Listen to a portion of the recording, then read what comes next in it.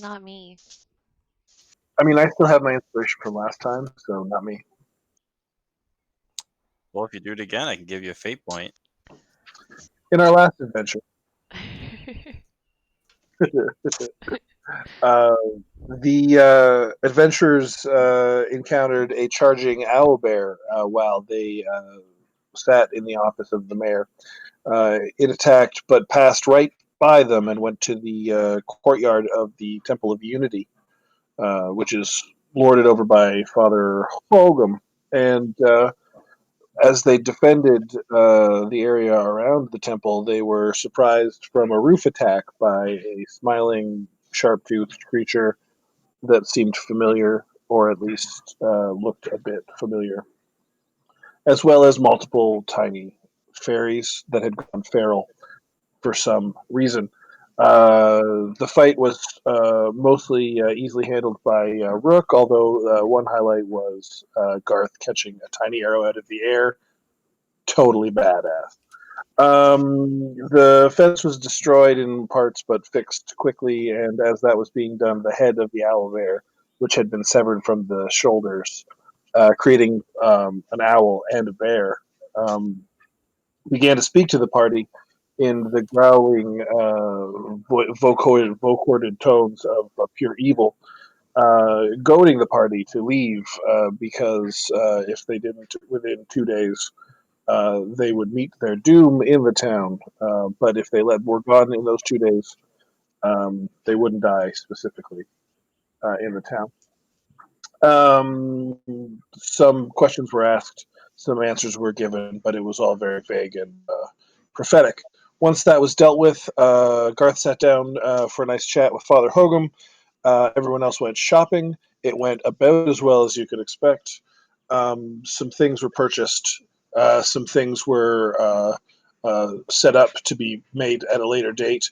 Some crossbow bolts were like literally paid a godly princely sum for some reason I don't still to this day don't know. Once that was done, Just because they you're were cheap. just because I'm frugal. Uh-huh. Uh, um, at which point the adventurers returned to the Church of Unity, although they skipped the tavern for some reason to get the stinky head taxidermied by the innkeeper. And a chat was made where Cinder just destroyed Father Hogan emotionally on an emotional level, just tore him apart. And sent him off to look after the young boy who was having nightmares. At which point, Rook went to the forge to work out some stuff. Emerus and Garth went to talk to the druid lady and made a startling discovery that she had a cup of man growing in a moss bowl. And not trusting Father Hogan to follow up on what he said, even though he was clearly emotionally distraught and maybe crying, probably crying. Cinder followed him to Boy's house, where it was discovered that Boy was more than meets the eye. Father Hogum, not dead but unconscious and prone, was discovered, and then Boy cold cock Cinder in a super embarrassing scene, knocked her unconscious, and that is where we left off. Alrighty. With that, would anybody like to start first?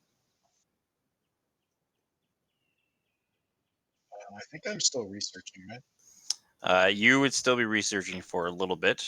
Rook would be working in the forge. The two are still talking to Lady Varys, and another person is going to be waking up soon. So if someone wants to take the lead, otherwise I will start.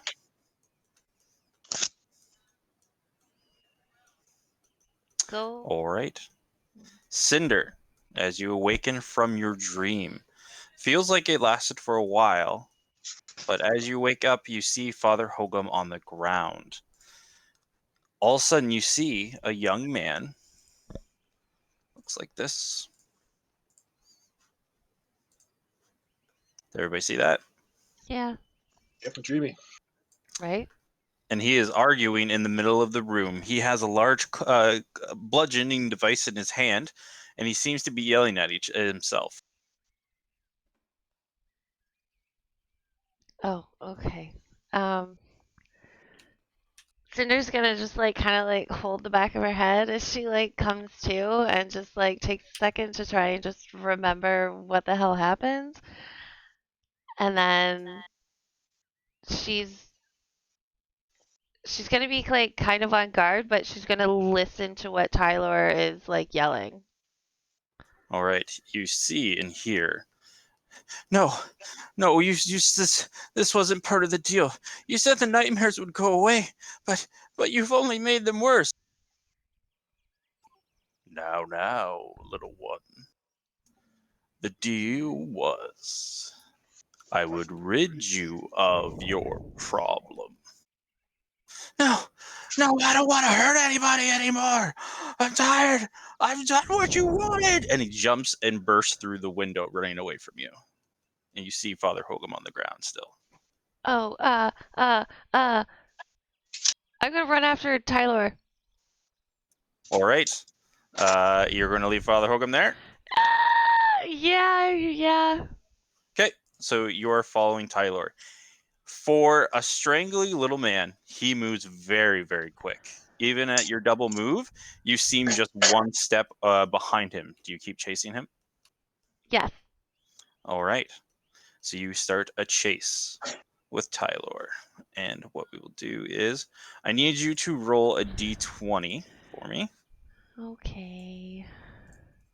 I'll do that in chat.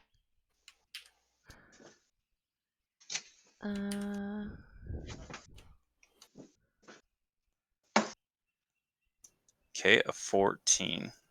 Then he will roll one as well. All right, you start to catch up on him. You see he trips over a rock and he's scrambling. He sees that you are chasing behind him and yells, "Please, just go away. This doesn't involve you." Yes, it does. I can help you. Roll me a persuasion check.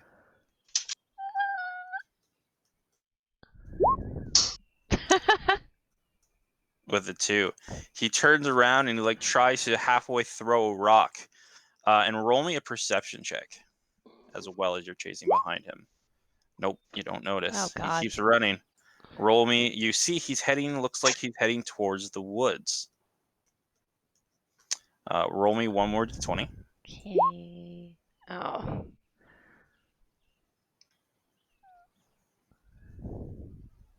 19. Yeah. You're on him. You're right at his heels as he is running. Is there anything you want to try or do as he is still trying to outrun you? Can I like leap and like grab his like ankle kind of thing?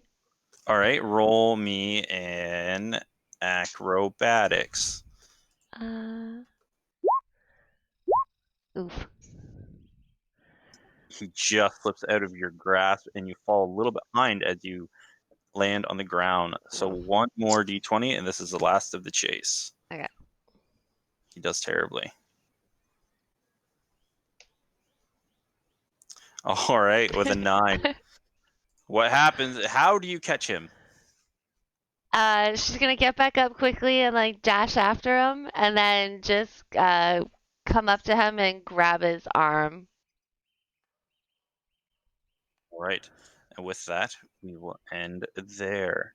Garth and Emery, I need you both to roll me a perception check. I cannot do that.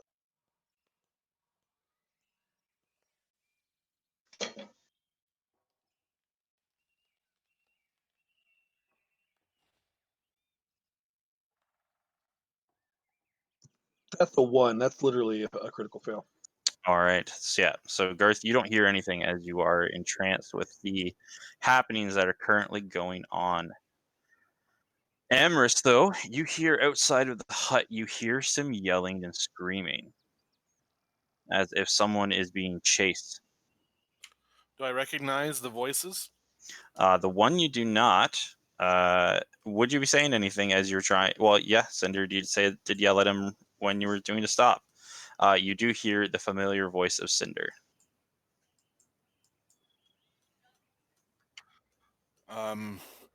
I say I hear something outside, Garth. I believe Cinder and someone else are out there. I'm going to take a look. Oh, yes. Good. Good. I'll finish up here. Very well. All right, so since you guys are still inside, I will do it like this. So what happens, Emery? As you walk outside the hut, you see the open grassy plains with the rocky hills, and the pathway that led you up to where her house is. You see just at the entry of the pathway is a very distraught-looking man, very pale in nature, very distraught, screaming at Cinder. Are they still in pursuit? Are they still running? She currently has him by the arm, and he looks like he's trying to pull away.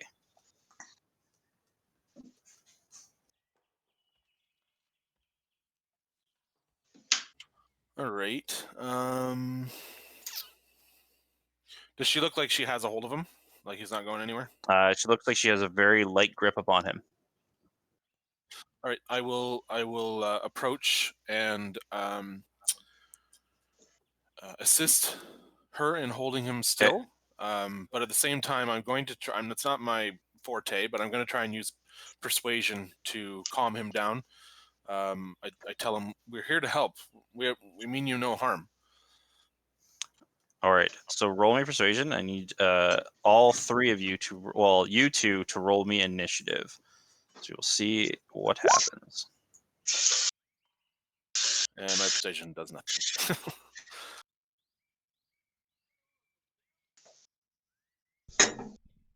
I can't find my token for some reason. Oh, there I Right at the bottom. am. Okay. Initiative. Emrys, just click on your token and roll again for me. Yep. All right, so your original was no 12. Yeah. All right. All right. So the first to react is Emery. You use your persuasion. Then it would be Cinder. So you have a grip upon him. Oh, so Emrys used persuasion as his turn? That's Yeah. my action. Yeah. Yeah. Oh, okay. So it's me then? Okay. Yeah. I'm going to. Ooh. I guess I'll try and like kind of grapple him in an awkward way, and then I'll like I'll try and talk to him, be like, "Hey, I understand what's happening to you. I can help you. You don't have to run." Roll me a persuasion That went so well the last time. with a 16. All right. He will roll an insight with a 15. No, you don't understand. The dreams, they've been haunting me. They've been making me the smiling face. They've warned me that it'll kill me for what I did. And you see, because you were so close and grappling him right now, there almost seems to be a shimmering face that is looking over his shoulder. I know what you're going through. It's okay. We can defeat this thing. All right.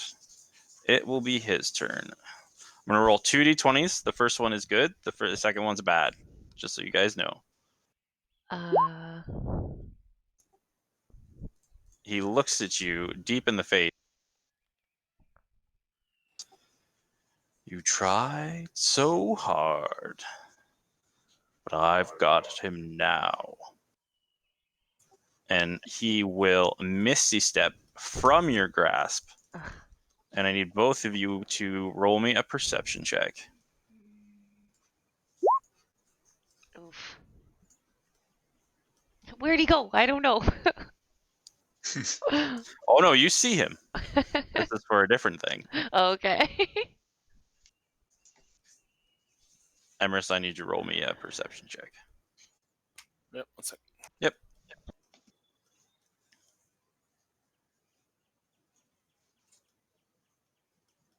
All right, with 11, Emery, you just feel it. There seems to be a strange rumbling in the ground. As Cinder, you see Tylor there, and he has a grasp of one of the iron rods as he rips it from the ground. All right, Emery, what are you doing? As a free action, I call to Garth. I say, "Get out here! Something's amiss. Something's wrong. We need your help." Okay, in the time that they've been out there doing their thing, I've just been talking to Lady Varys about when we're going to meet to go into the woods and just make sure she knows that we're going to do the thing. That's all I was cleaning up. And then as soon as I hear my name, I will come out of the hut. Okay, roll me initiative. So, sorry, just to clarify, this isn't the boy, is it? Is this the boy that ran out of the house and Cinder was chasing? Yep. Yeah. Okay, and he just ripped a iron rod out of the ground, one of the protective iron rods. Yep. Okay. Click on your token, Garth, again, and Yeah, I'll reset it. I remember just a second too late.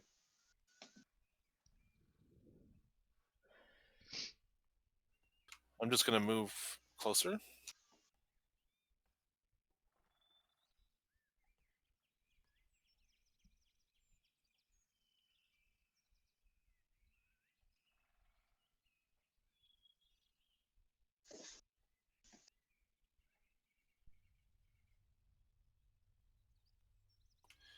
And I'm going to hold an action to cast Guiding Bolt if he takes any hostile action towards myself or my companions. Are you holding it until he takes hostile action or someone takes hostile actions? Until he does. Okay. And that's my turn. All right. You all of a sudden, Garth, Lady Varys looks you dead in the eyes. Oh, do you feel that? Do you feel that rumbling? Oh, we have to get outside quickly. And she is going to run out of the house beside Emerith. But who are all you? What are you doing here? And she looks and sees the rod in the air and has a look of fear upon her face. Cinder, what are you doing?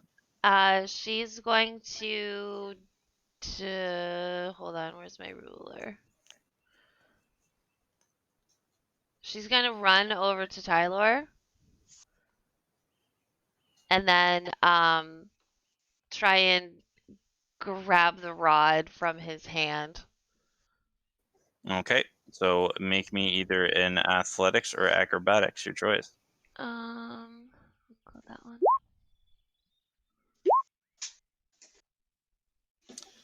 You have him grappled with the pike in your hand. Can I do like a bonus actiony thing to plunge it back into the ground? This one would be an action to plunge it to the ground. He Oh, used his okay. action to rip it out of the ground, so Okay. you do notice though, right where you're standing, the ground, like the stones around you, are starting to like shake and almost jump off of the ground. Okay. Would I have given all of my iron chippy things to the blacksmith to make my arrows or bolts? That is up to you. You never did you ever have any? I think Calvin gave me. Did he give me some or No, no? Calvin had his bucket. Oh, right. I had to pay extra for him to. Yep. Okay. Because the Yeah, people I who don't got him have back in any. town was Garth and Calvin. Those are the ones who grabbed iron chips. Okay, I don't have any. Okay, so it's like the stones are rumbling around us. You're right where you guys are standing. It seems to be like the rocks are almost bouncing off of the ground. Okay. As Okay, so as my action, can I take him and pull him back a bit? You already grappled him as your action. That was my action. Okay, Yes. okay. Well then, I'm.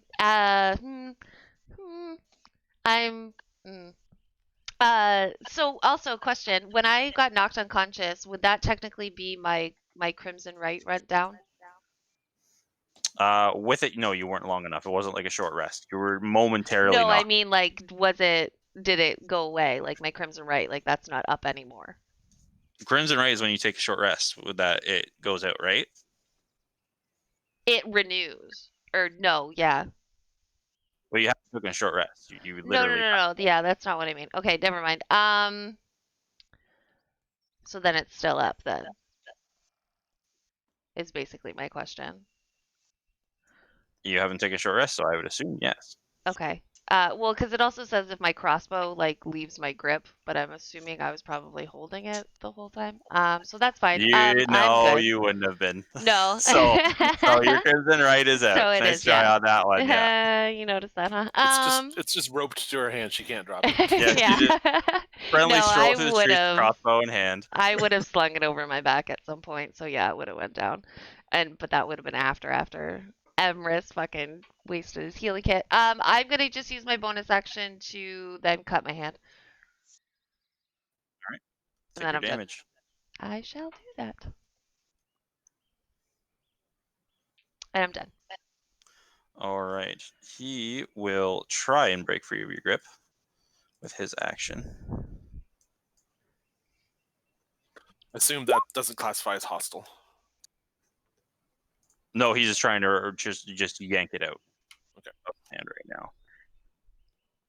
So 19 against your either athletics or acrobatics. There, Cinder. Okay. 20. Oh, You nice. still got him grasped. Let me roll a d20. First one good, second one bad. He looks you dead in the eyes and he goes, I'm sorry. You should run. And I never run. that is where he ends his turn. Now I have to roll.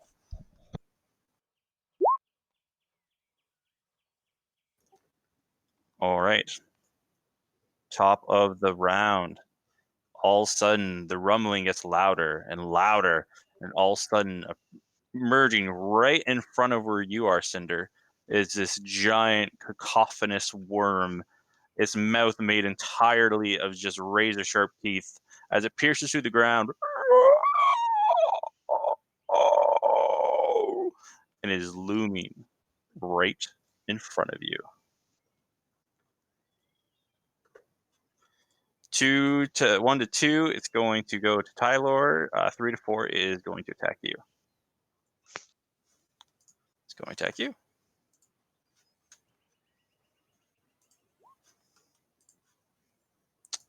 9.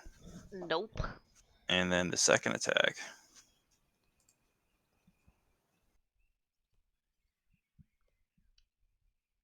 Nope. 10.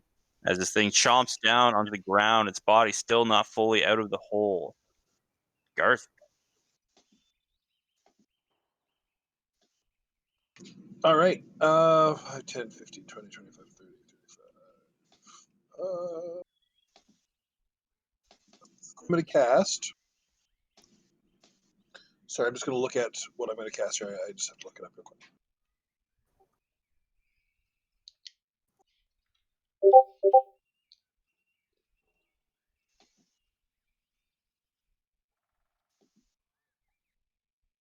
Oh, what is happening? Range of touch. Gosh darn it, never mind. And it is a action. Okay, never mind. I'm going to shout to Cinder, get that kid out of here. And then I'm going to crossbow attack the worm. All right. And Rook and Colvid, I need you both to roll me a d20. Because you both hear this, the loud shriek. It almost echoes through the village. Oops. Hold on. That was not okay. Roll d20, right? Yep. 13. Okay.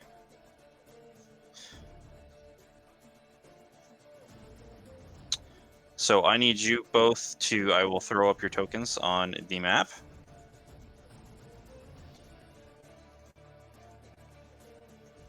Initiative? Yep.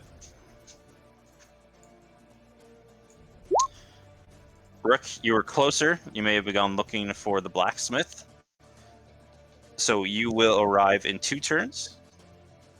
And then Colvid, you were close behind. To finish up in the library here in the screen, you will arrive in about 3 turns. Okay.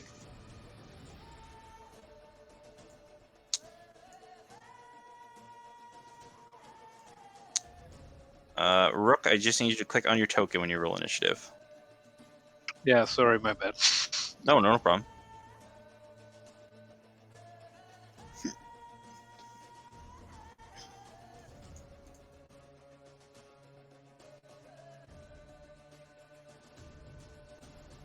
Okay. So hand crossbow of 13.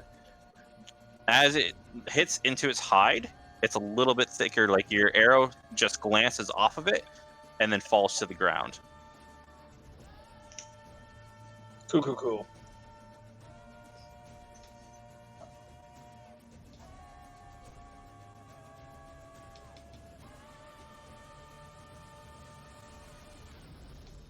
Anything else? No, that's it for me. All right. Emrys. This cliff, how high is that? It's just like a small little cliff, like a Just little hill. Like, you know, when you're in a difficult terrain? not even a difficult terrain. It's just Okay. like when you're in a park and you have that like little slight incline. Sure. Okay.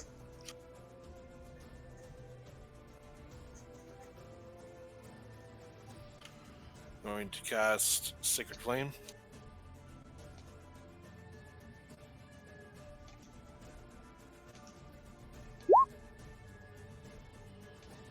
As a flame For erupts 1 into damage. it, doesn't even seem to recognize it.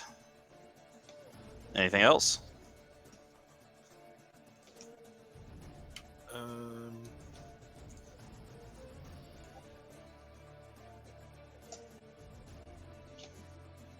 Yeah, I cast Spiritual Weapon, bonus action. All right. I'll still just use the one I have.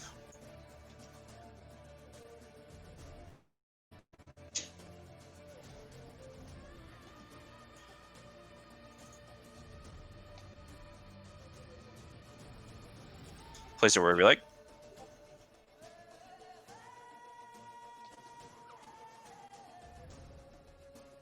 And you can roll for attack.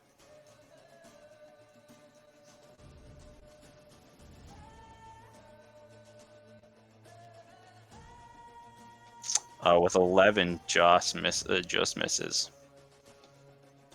Anything else? Okay, that's my turn. No, that's my turn. All right. This one here.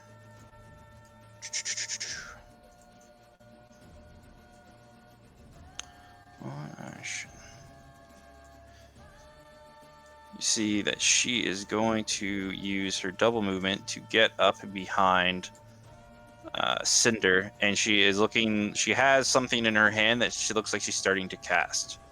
Cinder. Okay, do I still have Tyler like in my arms? Yeah. You guys are still like holding this this rod up in the air. Okay. I'm going to listen to Garth. Rare, I know. But I'm going to run. I'm going to try and get Tylor to safety and go my 30 foot of movement. It would be half movement. Oh, would it? Okay. Yep. Because you'd be dragging someone with you. Ooh. Okay, I'm going to go over here. And then I'm going to look at Emrys and I'm gonna be like, hey, here, and I'm gonna toss him the iron rod. I'm gonna get him to safety, or at least a little bit further. Okay. And then I'm good with that. All right. He is on over your shoulder. I'm assuming you're dragging him on the ground. I'm just kind of like, I have my arms like around like his top body, and I'm kind of just like dragging him with me, so like forcing him to walk. All right. As you are dragging him, all of a sudden from behind you, you hear.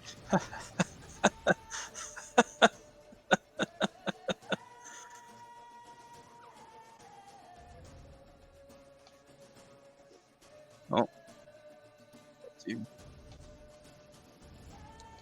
So he is going to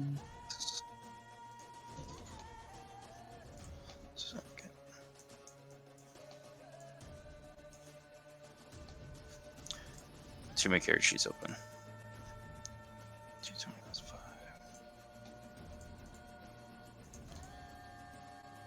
5. For 21 to hit.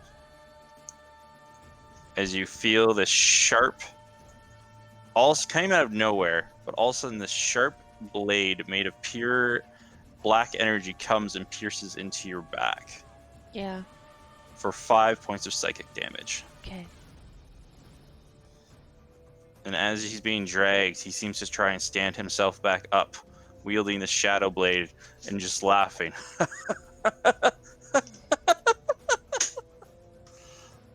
All right. That ends his turn. This one, you see as this gigantic worm starts to slither out of this tunnel and burrows its way towards Lady Varys. He is going to try and coil her.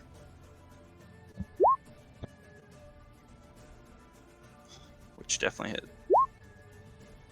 She takes 21 points of acid damage. Ouch. All right. As it swirls around and it just braces her. Cinder, you're close enough here. As it seems a couple bones break and it just spews out this vomiting of acid all over her and she screams in pain. Garth.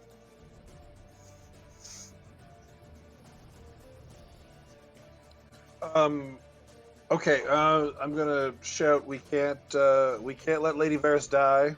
Obviously.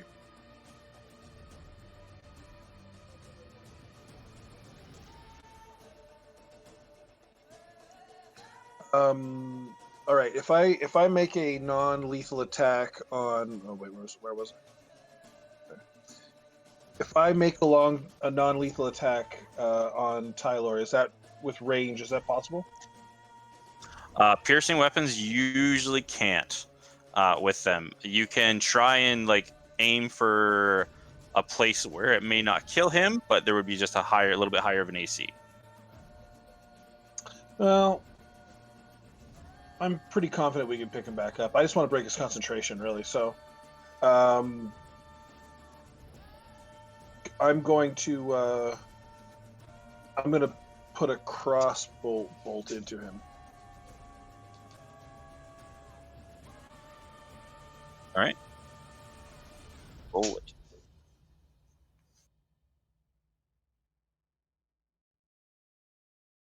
With a 10, that hits.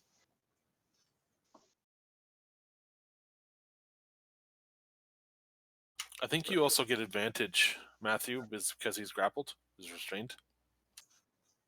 He is grappled. He is not well. restrained. Restrained would be he'd be tied up. Not the same thing. Doesn't grapple doesn't give you a benefit to attacking?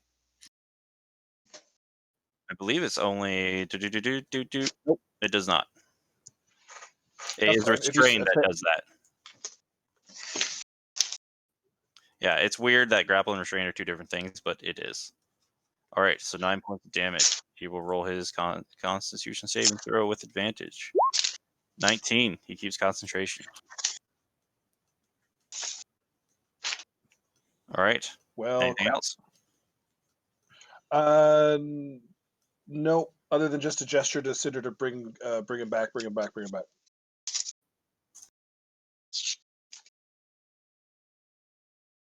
Oh, you know what it is? I think if you're grappling that creature, you get an advantage on attack rolls against it. If you're in melee range, yes. Yeah.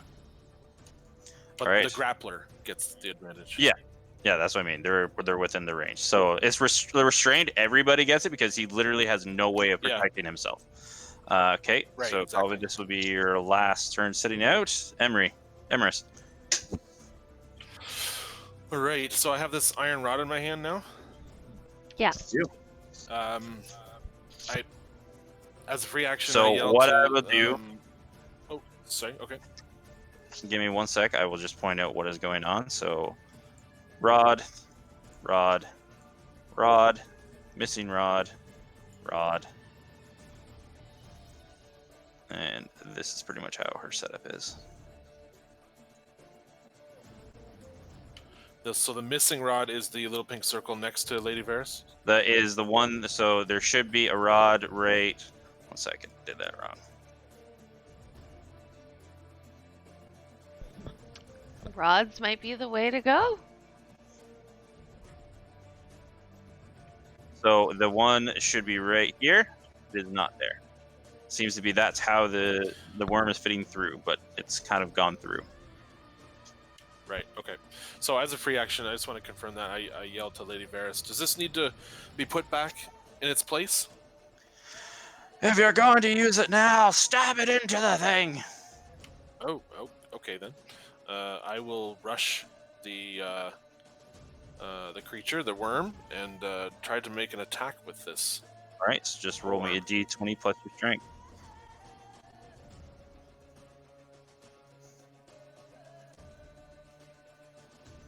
You can literally just click on strength if you want, and that'll do the Strength same save. thing. Yeah, exactly. Yep. Oh, 20. yeah. You stab right into it. So first off, what we will use is an improvised weapon, but we'll use it as a d8. So roll me a d8 plus your strength. I should have did what I was thinking. I wanted to like huck it in its mouth, but I wasn't sure. Stabbed in the side, and you do 6 points of damage plus Ooh, is it vulnerable to iron? another 11 Mhm. points of damage as it screams, and you start to see where it's stabbed in is starting to fester and boil. All right. Okay, so that's my action. My bonus action, I'm going to get the spiritual weapon to smash it.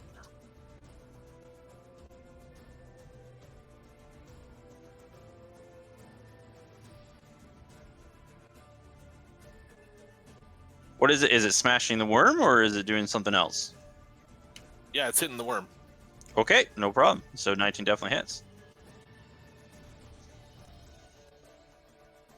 With another 11.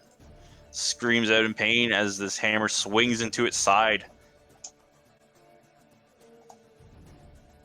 Still fighting strong, though. That's all I got. All right, Lady Varys is going to touch herself. And she is going to cast Bark Skin on Oh. herself. Yeah. All of a sudden, you see Lady Varys, her skin starts to harden, and it almost looks like bark is forming over her skin. No. And that is the end of her turn. She has no bonus actions.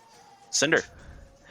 Okay. I'm gonna continue to go back with this dude.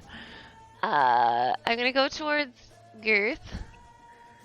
Oh wait, I should go for me. I'll go behind this little stumpy. Okay, so first off, because the bad roll rolled out, either acrobatics or athletics, because he is now fighting. Ugh. Come on, dude, I'm trying to help you. Not even gonna do it because he won't beat you. So half movement. Okay. I'll go over there.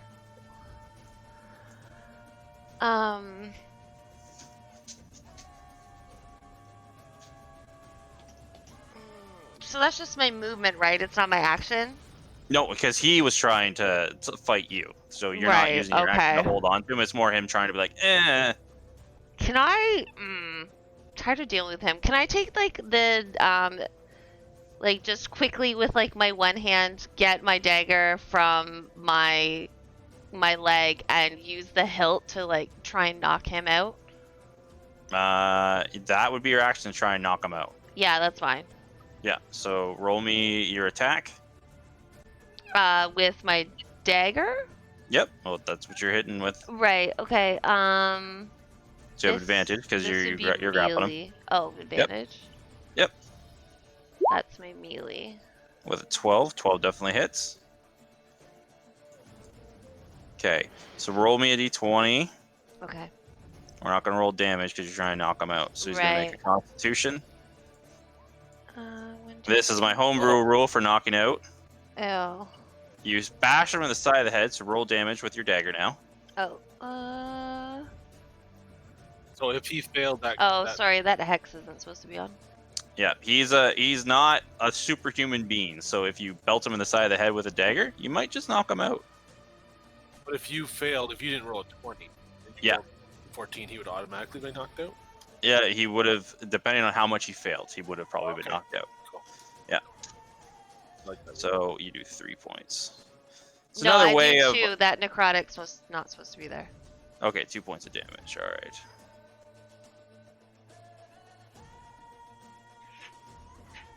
All right. So did I knock him out or no? Nope. No, I didn't. He took it in and he's like, ah! Ugh. But he Does- started to bleed does- from the temple. Oh shit. Does that break his concentration? With it, it would be an attack, so he has to do another Constitution. Yep. Thank you, Garth. Damn. He wants to stay awake, this guy. All right. Anything else? No, I'm just gonna like grab him a little harder and be like, "Stop fighting me." So as you are grabbing him harder, you still see that shadowy blade is starting to creep up again. Yeah. Rook, you burst onto the scene. Do I still have a turn before I can get to him, or is that? You're right here. So you enter into the map right here. So whatever you can move in a turn is where you are. And this isn't like a cliff or anything, is it? Nope, it's just like a slight incline. Like it's not much of anything. You're all adventurers. You can crawl up a slight incline. All right. I'm going to cast Lay on Hands on myself for 10 points. Yep, that's your action.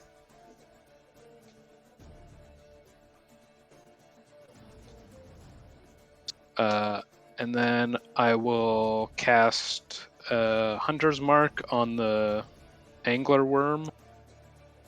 Okay. So I will put.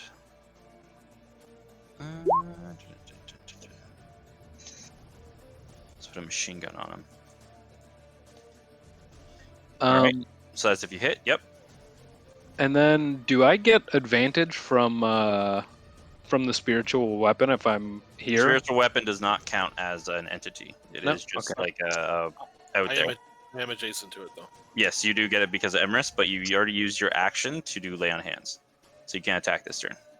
Okay, yeah, I was just checking. Yep. Also, how do you do that fun ruler thing? Just over on the side, where that little toolbar is, the one that has a circle with something sticking out of it, that is the ruler.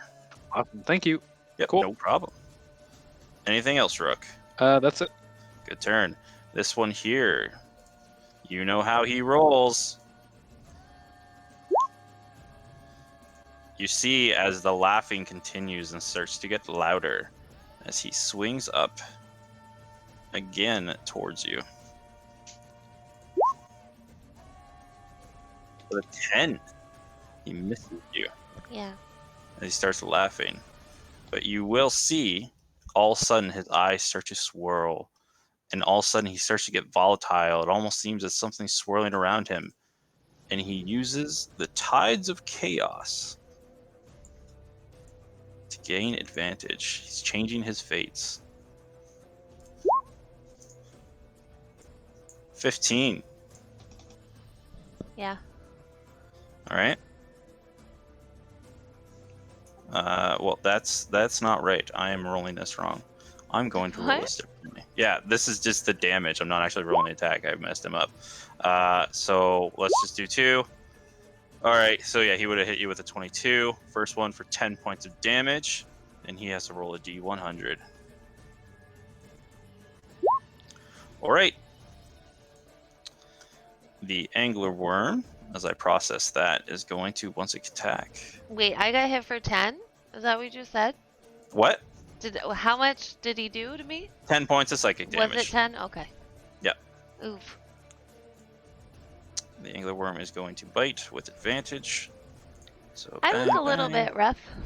then bang bang. So he both hits Lady Varys twice. As you see, Lady Varys just gets chomped and she is halfway in the body. Uh-oh. Garth. Okay, I'm going to move up to adjacent to Cinder. And I'm going to put another non-lethal crossbow bolt into Tylor. All right. As you step forward, both you and Cinder hear eerie, ethereal music start to play. Nice. And the crossbow bolt is going into who again? Tylor. All right, no problem. 16 definitely hits. 7. All right.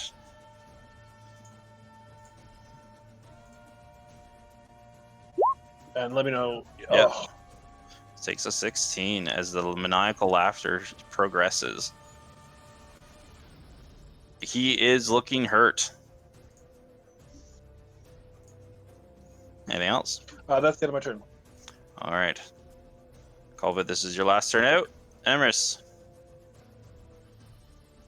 Can I make a judgment call here somehow? I don't know if I need to roll something, but if I were to do something like assist Lady Varys, do I believe the worm is kind of occupied by trying to swallow her at the moment? Make me a perception check. With advantage because you're right there. So.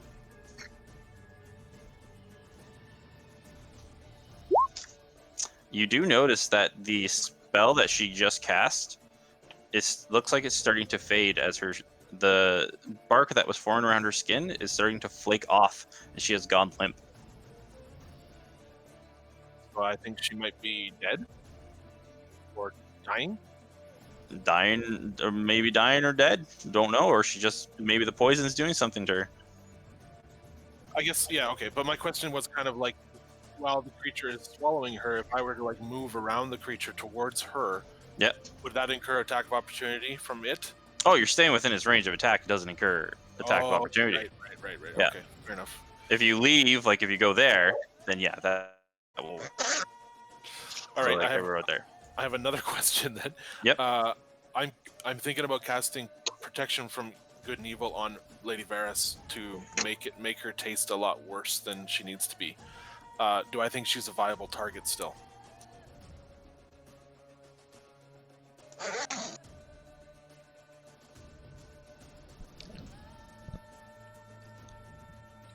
think that's the longest Grim has ever taken to answer anything. Just because the spell doesn't work that way. I like it, but it doesn't work that way. It's technically a willing creature, right? No. But you're saying you're trying to make her taste worse. Well, what I'm suggesting is that it protects against aberrations, celestials, elemental, fae, fiends, and undead. So my thought is that it's going to taste real bad because it's protecting against fae.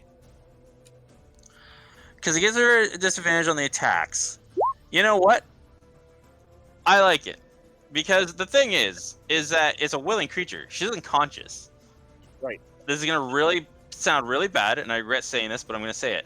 She's unconscious, so... I can do whatever I want with her. Yeah, that's where I'm you're not gonna going with say it. That's where not you're gonna going. say it. Not saying it 100%, but there you go. So, yes, It's out you there. can cast it upon her. Right, I will do so. All right. So that is your concentration spell. And my bonus action will continue. Well, the spiritual weapon will continue to pound on him from behind. Yep. Yes, D&D is bad. It has always 23. been. Nice. Whack it. 10. All right. Do I have any sort of I guess Use your not- action and bonus action. Yeah, I wanted to throw the rod over to Rook. Is that possible? Oh, did you leave the rod in there though? Oh, I guess I left it in it. Yeah. Well, I was just asking because that kind of changes things, which I should Well, have done that before. So 2d8. So it took okay. another 7 points at Okay, the there start we of his go. turn. When you said it started to fester, I guess it would have made sense to leave it in it, right? So That's up to you. You can do whatever you want. no, I like like that. You can stay right where it is. Alright. She is going to make D20.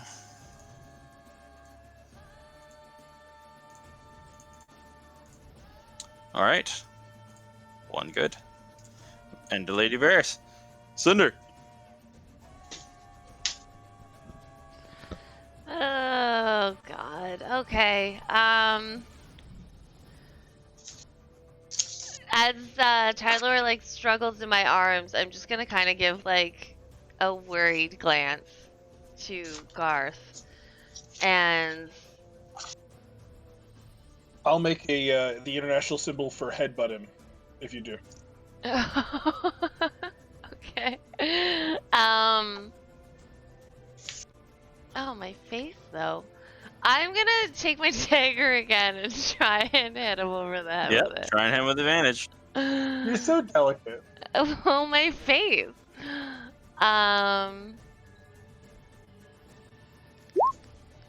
Okay. 12 hits. Does Roll me. it? Okay. Yeah, so roll me a D20.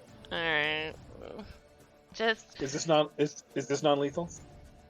yeah. Well, I don't think she's taking the pointed side of the dagger and jabbing it into his head. No, it's the hilt. It's like the butt end of it. Yeah, so Because I'm also You're a not better going to person use than my I am. fist. Hello. right. roll me a D20. Ew, One. no. Nope. Oh, God. So roll me damage with your dagger. Fuck. Ugh. Oh my This God, guy just everything does not sucks. wanna-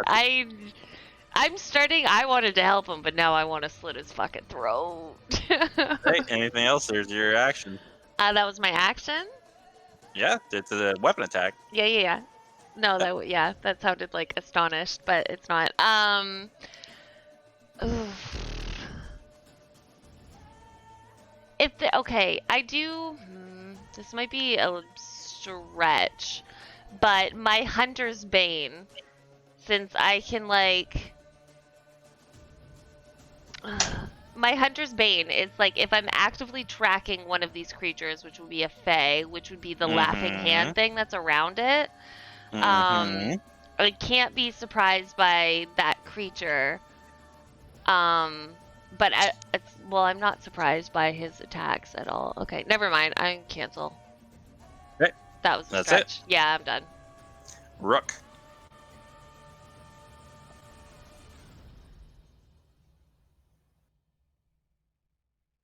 Hey there, Rook. Hello. Sorry. I will say, Rook, you do know, because you are a soldier, you are no longer in a good flanking position. If you Yeah. wanted to.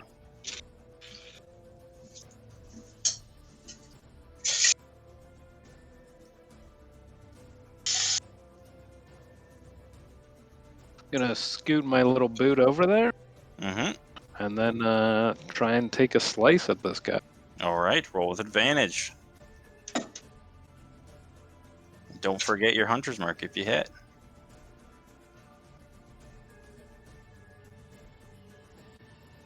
13. Just you swing into it. You seem to make a solid blow, but it doesn't pierce the thick hide. Then that's it. All right.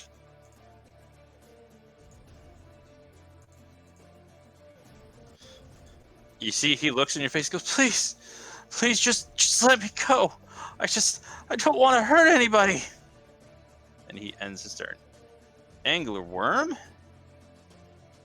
with its mouth full, but no longer coiling anybody, is going to try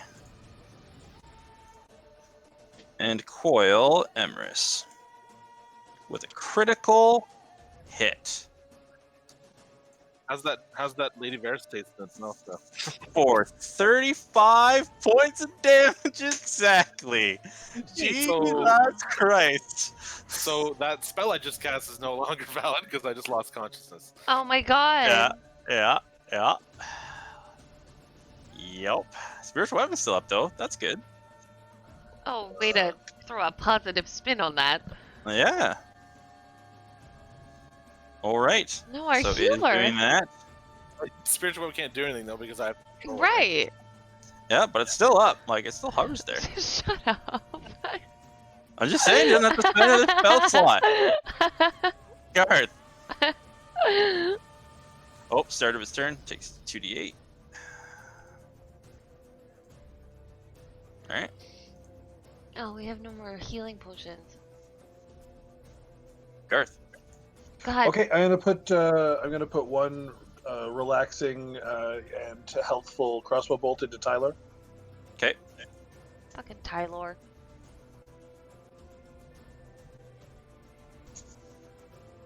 .22 definitely hits. 6 points of damage. He's sitting there pleading at Cinder. Another crossbow bolt hits them, just yelling, "Please, I won't hurt anybody else. Just let me go!" And like the blood is just spewing from his body. Is he still conscious though? Yep, but he's gonna make a Constitution saving throw for that spell. Passes. Oh my god. Anything else with the bonus action? Well, he's promised that he's not going to hurt anybody. So if I run by him towards the worm, then he won't take an attack of opportunity, right? You can definitely try. Also, I have him No, grappled, no. so I'm fine. I'll stay here. Okay. Colin, you walk in on this massacre. Do I know vaguely what's going on, or am I completely confused? So you see Emerus coiled in, passed out in a giant worm. You see the little tiny legs of a woman hanging out of the worm's mouth. Looks like Rook is fighting this worm. Cinder has a man in like a body hold grasp and you see her just like the dagger up in the air and the swinging motion towards his head, and Garth taking puck shots. And can I tell that Tylor's bleeding from like every possible orifice? You see that he has 3 arrows in his body, and it looks like the side of his head is starting to not have a normal shape. oh Okay. no. And then I will ignore Tylor and throw a chromatic orb at Angler Worm. I'm going to do fire damage. All right. Just means me clicking on the spell, right? Mm-hmm. Sorry, I'm a noob. 14 just hits. And casts a little spell. For 24 points of damage. Nice. That's fire, right? Yep. As you see, it blasts into his hide, almost like a holy oil flash just spews all over his body and erupts into flames. I've moved. You saw I skirted kind of the cliff edge there. No Yep. bonus action. So turn over. All right, Emerus, death saving throw. I'm at 0. What? I'm at just- What do you mean? Like you're at exactly 0? Save is below 0, no? No, when you hit 0. Well, I thought if you're at 0, you're unconscious. 1 second. That was LARP. It could be that I'm not stable. Maybe that's what the roll would dictate.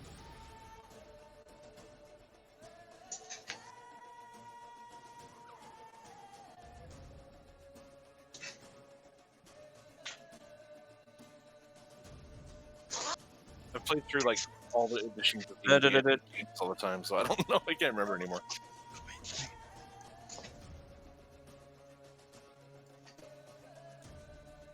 Whenever you start your turn with 0 hit points. Unless you're stabilized. Right here it just says whenever you start your turn with 0 hit points. Yeah, unless you're out of threat. So stabilized. And Yeah. Stabilized via spell or the Yep. healer's or whatever. Okay, so what's death saving? Just D20, or is there any addition? Yeah, you actually have a button that says death save. Death save. Right beside your hit dice under. Yep. Yeah. Just death save where it says sex failure. It says death saves. You can just click that button. Oh yes, okay. 14, a pass. Yay. All right. Our little lady being swallowed.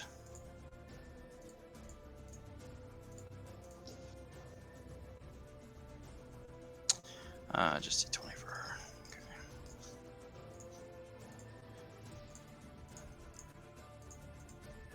13. Nice. Cinder.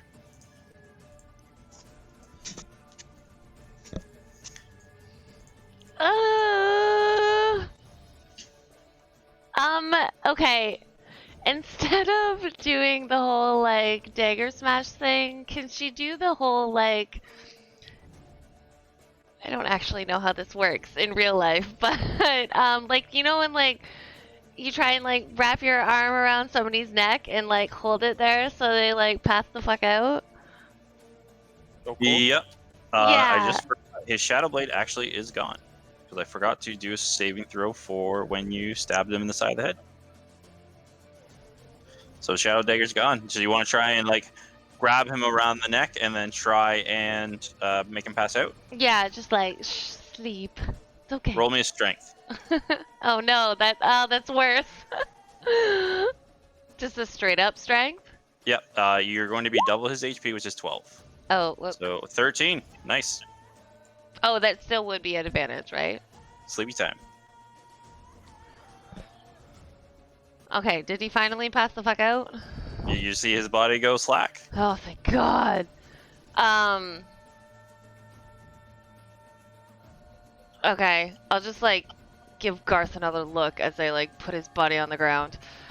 And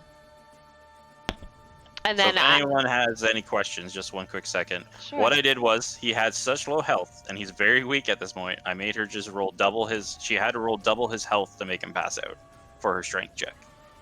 Okay. All right. Continue, Cinder. Okay. So that would be my action, right? For sure. Choking a guy Yeah, out. yeah. Take time. Yep. Okay. I don't think any of my spells are fucking bonus action. Action. Action. Action. Okay, yeah, they're all fucking action.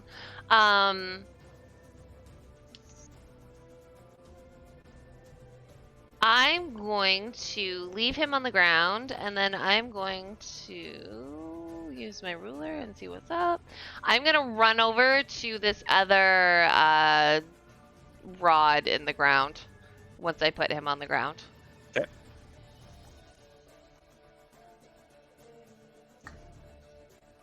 And then I'm done. Rook. I'm gonna attack it. So just straight up attack. 23. Definitely hits. I'm also gonna Divine Smite. Okay, and don't forget your Hands of Merc damage as well.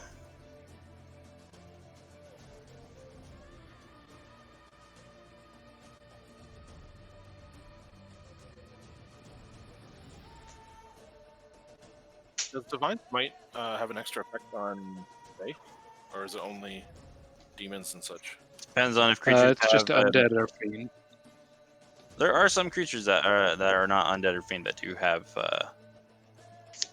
radiant what would be the word? Not immunities, but susceptibility to.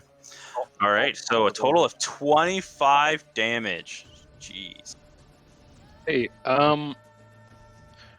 my greatsword is supposed to reroll ones, but I don't think it did. Yep. So roll a d 2d6 again.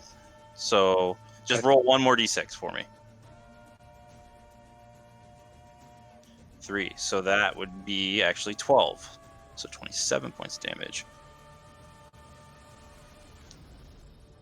And then end my turn.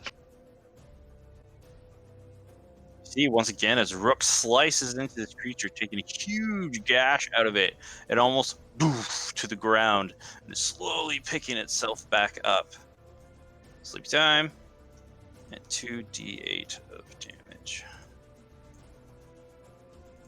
You see it lets out a guttural scream as you see it almost looks like poison going through its body as this iron rod, the infection is starting to spread throughout its body.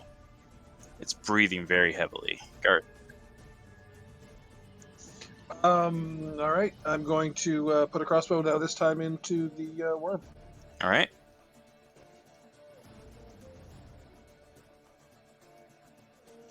.24 definitely hits. How do you want to do this? Nice. Okay. I want to step forward, put my foot on top of Tylor, and take aim from a Captain Morgan style pose, and find the weakest point on the worm and plunge the crossbow right into it. All right. So as you step up, air releasing from Tylor's unconscious body, you take aim, and you guys haven't seen it much this fight, but all of a sudden you see these little blinking dots almost. Garth, you see them just for a split moment. As you shoot it directly into one of these holes, you see pop, pop, pop, pop, as it almost the top portion of it explodes, and Lady Bear's body just slides right out as it slams into the ground, coils up, and then essence of ooze and drool starts to spew all over the ground. Are we still in initiative? You are still in initiative for the sole purpose of death saving throws. Okay, I was gonna say because I was like, I need to run over to him. Garth, you took your action. Did you do anything else? Yeah, I'm going to shout, get those two back up, and I'm going to take care of Tylor here. And I'm going to get ready to start tying him up. All right, Golvid.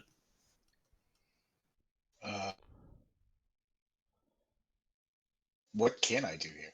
The fight's over, right? Do you still have a health potion? I do not. Oh, You could do a medicine check. yeah. Just stabilize them. Okay, I will move all the way to Emrys if that's possible. I can get to here.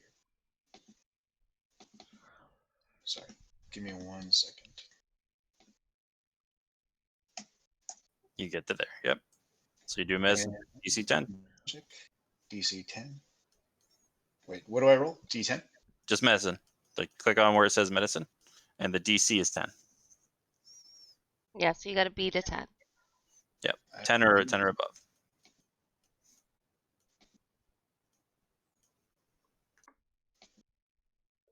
Oops.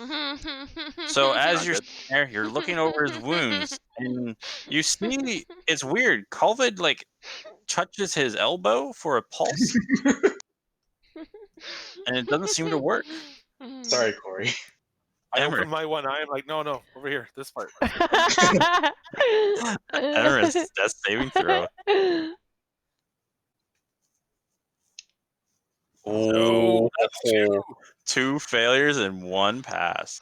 Fuck. 1,000 gold. What All right. what happens on a critical fail on a death save? 2 fails 2. instead of 1. Failed. So in this game, you have to fail 3 times to die. You do have to fail Die, 3 times die. or roll 1 critical and 1 normal fail. Or if a creature attacks you in melee range, it counts as a critical and they take 2 hits off of you. So if a creature keeps attacking you while you're dead, they can just kill you pretty much in 1 turn if they really wanted. Oh, okay. Yep. Okay. You like this thing would. D20. Oh, well, the thing is, it doesn't attack you. It just slides you down its gullet. And you take acid damage probably. And there you go.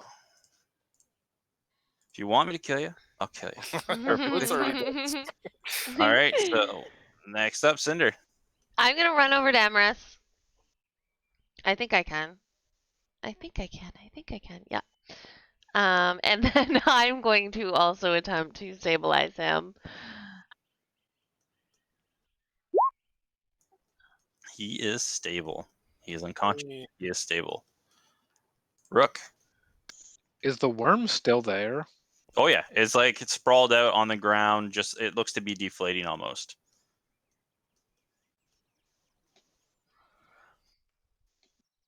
Is it still moving? It is not currently. Maybe a spasm or two. Ew, like yeah, if you kill a bug, it's just. Yeah.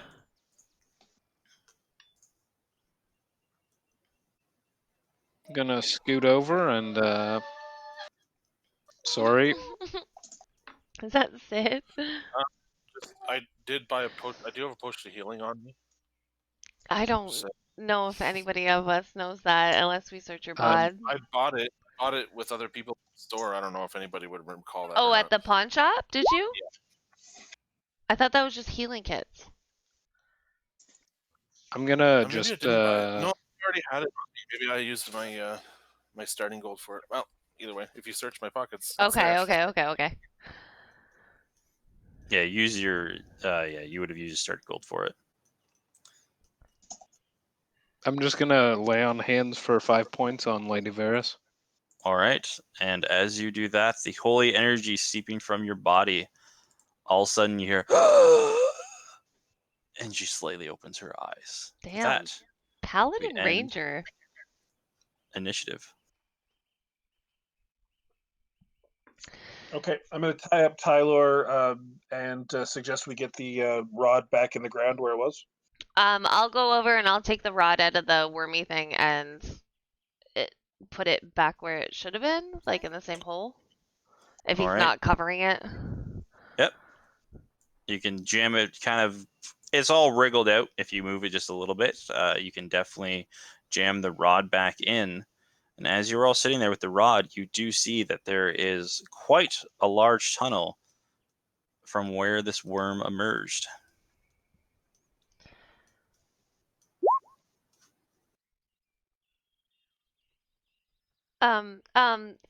Rook, can you do things on Emrys?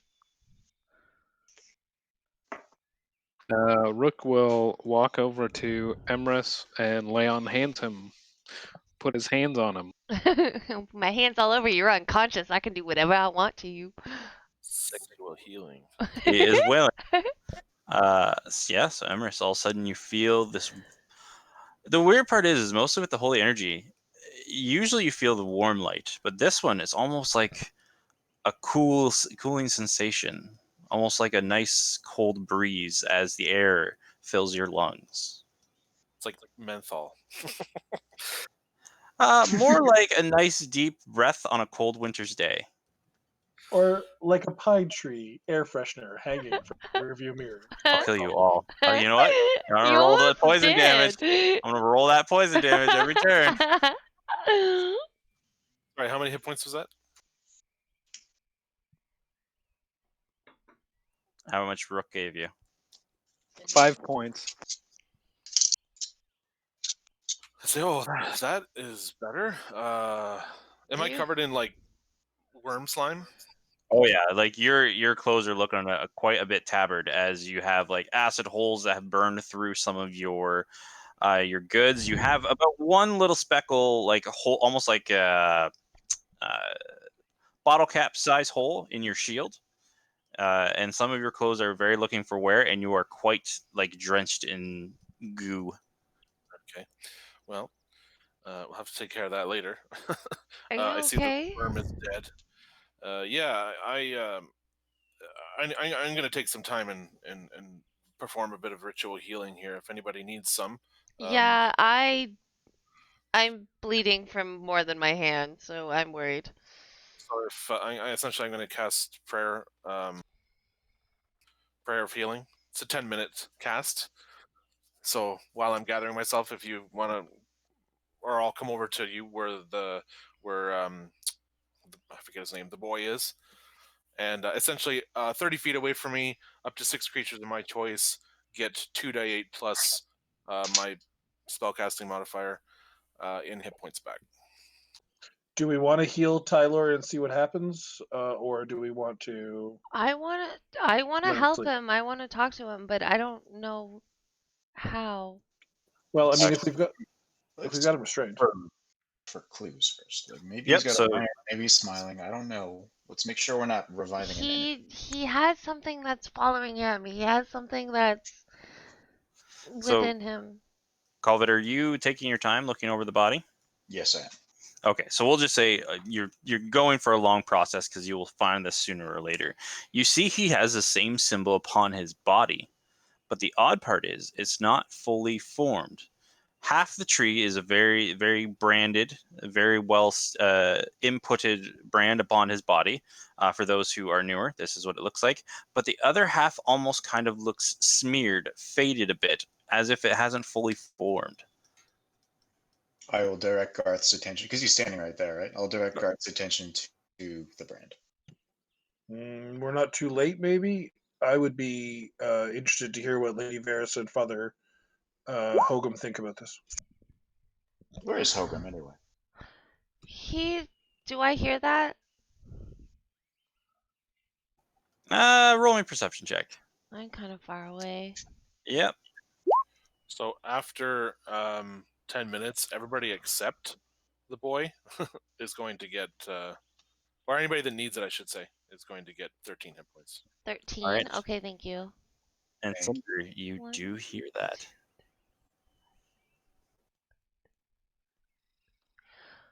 Okay. I'm gonna look over to Calvin and I'm going to say that Father Hogum is unconscious in Tylor's house. Roll me an intelligence check, Cinder. Okay.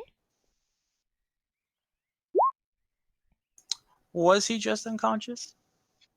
I don't know. That's what I was told when I fucking did the thing last time. He's on the floor. That is facts. So we should probably go check on him. I think that God should probably get back in the ground too. What do you say, Lady Varys?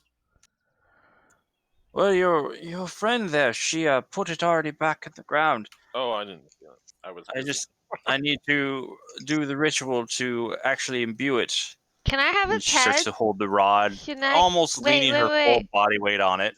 Can I have his head? Is that bad? Okay, while that conversation is going on, I'm gonna suggest we rush to Tylor's house with Tylor and go check on Father Hogum all together, without separating from each other. Mm-hmm. Didn't this thing like explode or something?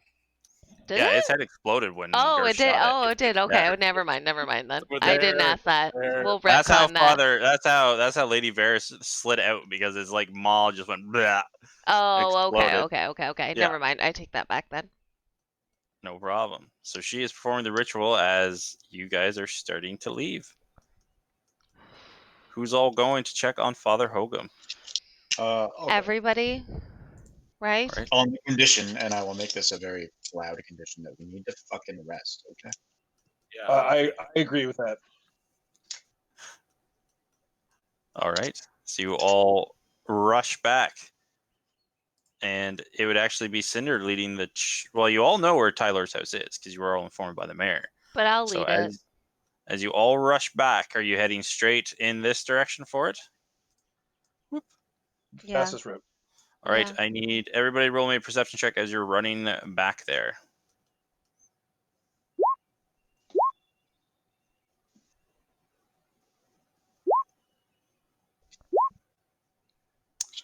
Cinder sees it as you are all running back.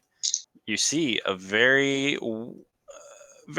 how would you say, rocking back and forth, very tipsy on their feet man walking through the streets going in this direction.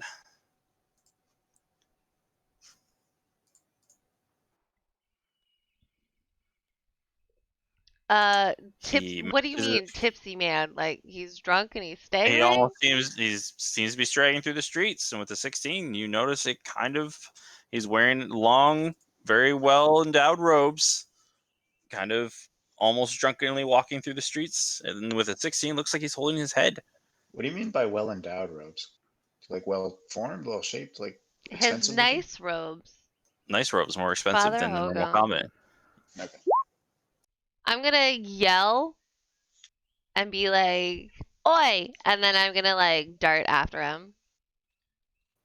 He turns around slightly, kind of sidestepping, almost look like he's falling as he turns around, and looks at you, and with a half hand up while holding the side of his head, kind of waves a little bit. Once I get up to him, I'll be like, are you okay?" Oh, I took a very nasty blow to the side of the head, or a couple actually, and I went there to speak to Tylor, and at first it was a pleasant conversation, and then a very odd voice came out, and he attacked me. It almost seemed as the shadows merged with him, and you see Tylor has, when he turns around, you see there's a large blood stain, and a large rip in his robes. Yeah, I feel ya. I understand. Can you maybe not run back to your house? And we have Tylor. And we're all going to run back to your house. Oh, we're gonna. Okay. I can't stay out here. I'm too badly hurt. If you want to bring Tylor to the church, that's fine, but I won't spend any more time out here than I need to today. Okay, that's fine. We'll heal you, and we'll meet you back at your house. Okay. Yes. Well, Yes. we can all go straight there now. We Well, have I everything ran that we off. I assume you guys didn't dart back after me because you No, they guys said they didn't. were all going with you. Okay. So the Okay. question is, though, no one said they were grabbing Tylor. Yeah, I said Garth we're all did. going together. Yeah. Yeah, you said you were all okay. So who's carrying Tylor is the question. I thought it was Garth. Am I wrong? I would, yeah. I tied him up. He's my responsibility. Okay, no problem. Just making sure you guys had him. All right. So, yep. Sorry. When we left, what was Lady Varys doing? You seem to be casting a ritual on the iron rod.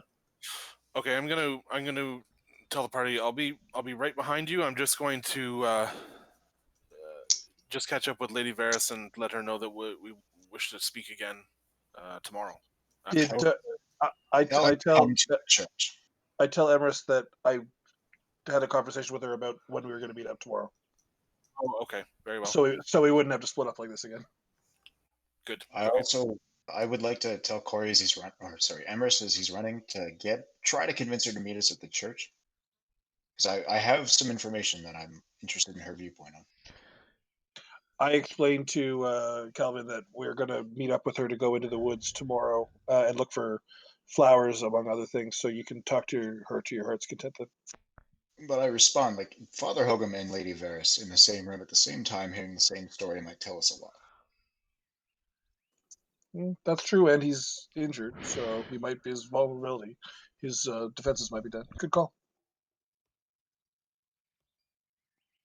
All right, I will go back briefly and ask her if she's up to it.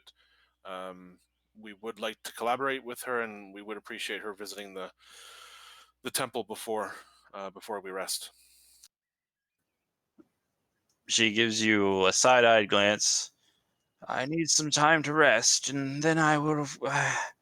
Can you send the tall one, the one who doesn't speak very much? I believe he could protect me on the walk there. I won't walk there alone. Not after this.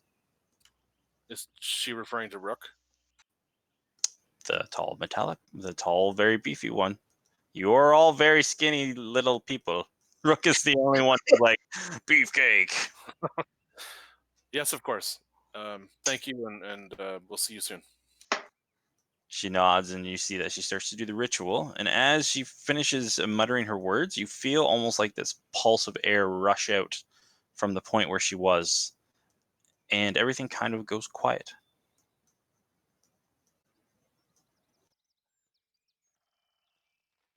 That's it. So you're all following Father Hogum. He's wobbling his way back, going through the town. You see people are staring out of their windows, and you hear one little small boy, look, Daddy, they're hurt. Did the bad things get them? And he grabs the mouth and like pulls him away from the window. He shuts his blinds. You gotta do anything going through town. No. All right. So you all arrive back. Father Hogum is sitting on his in his pew. Looks like he has some of the wine from the stash. He is sitting there having a long drink.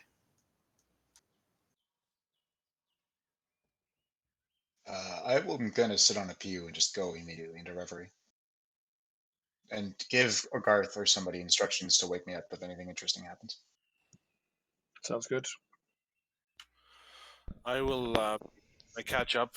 I'll let them know that she will be on her way soon, but she would request an escort, and she actually would like Rook to go and escort her back.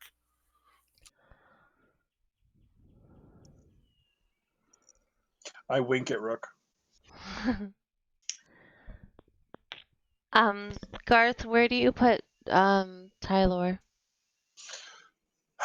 That's a good question. We don't know what Tyler's story is going to be when he wakes up. Where do you put him So though? Like, do you put him somewhere? So I have him with me right now. I haven't put him anywhere. can you just make him? I don't know. Can you put him somewhere comfortable? Sure. Yeah, we can make him good. Yes, like I said, I had a couple. We used to have more people who worked at the church long ago, but I have a couple of spare beds in the side room. He opens up a side door. There's about 2 or 3 more beds, and this one is just standard cots. Maybe one trunk for storage, a couple cupboards where extra robes are hanging, but it's not much of a room. If you wouldn't mind, Father, I could use one of those beds. Yes, you all look hurt. We can talk today, and at this point, it is getting later in the afternoon, as you guys have done a lot. So I'd probably say you're looking about the 6:30, 7 o'clock time. If you can rest here, and we can talk in the morning, or we can talk for a while and get some rest. As he looks around at all of you, I have a little bit more of the divine in me. I can offer healing for those who need it a little bit more. But I think a good night's rest would help everyone. Do we have enough resources to put a protection from good and evil on Tylor? I'm spent. Okay. I don't even know if that would do anything, but I just thought that would be a I maybe. take that back. I do have 2 spell slots remaining for level 1, so I could cast that. Do you think that if the nightmares came, that would give him some relief? I doubt it. I mean, we could believe it does and feel better about ourselves. Maybe you guys can. I do know that this spell prevents the person from being charmed, frightened, or possessed. I don't think. I mean, that sounds like a lot. That sounds like the 3 things that are happening to Tylor. Yeah. Well, the problem is that the target must be willing, and I mean, it's worth a try. But if this Well, force, he's unconscious, right? there you go. Yeah. Okay, I'm gonna say a quick prayer and give Emerus guidance and well, wait a minute. Do you, Emerus, how's your magical knowledge? In what regard? Like general how spells work. How well read are you? Do I have anything in Arcana out of character? Out of character, exactly that. No, I'm untrained, so my knowledge is limited in the ways of arcane arts. Would knowing about how a protection from good and evil spell count as religion or arcana? Mostly religion. Oh, that's even better. Okay. I'm going to then say a prayer and give guidance to Emerus so that his next religion roll is with the 1d4. Yeah, that would actually help. That would help with his saving throw, would it not? No, we're gonna do some research, you and I. Oh, sorry. I thought you said you're going to cast it on him because essentially this gives him a advantage to saving throws against the charm, frightened, and possession effects. Yep, for Right. 10 minutes. And I could. And if you were to give guidance, that could improve that. No, I don't think guidance affects saving throws. I could give him bardic inspiration. Who else here is knows a lot about religion and the things with it? Rook, do you? I know some things. Do you have some training in religion knowledge? A small amount.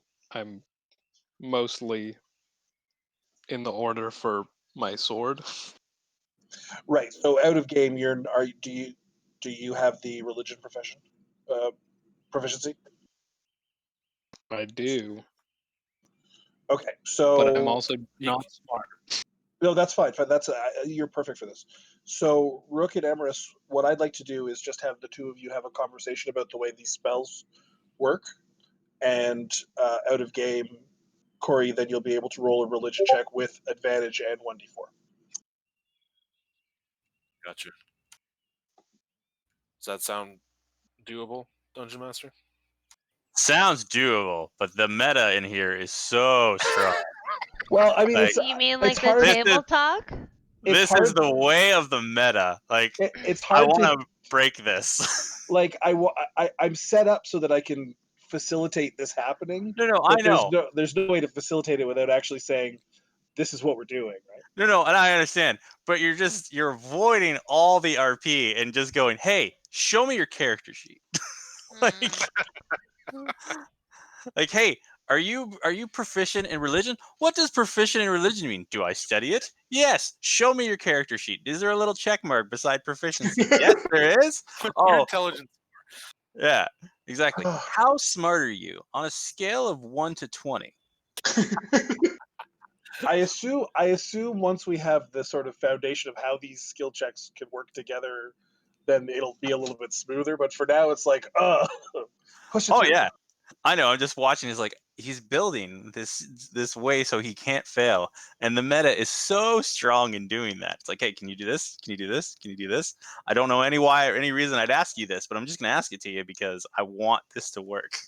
Oh no, I asked the paladin and the cleric. That makes perfect sense. I know, but just at first your knowledge. Hey, who knows arcane? Hey, who knows religion? To be fair, he was asking me around about, and I came up with the arcane part. Yes, yeah, it's all good. It's All right, all good. So yeah, Rook and I will converse about this spell I have and see what kind of effect it might have on the boy here, thus making some religion rolls. Okay.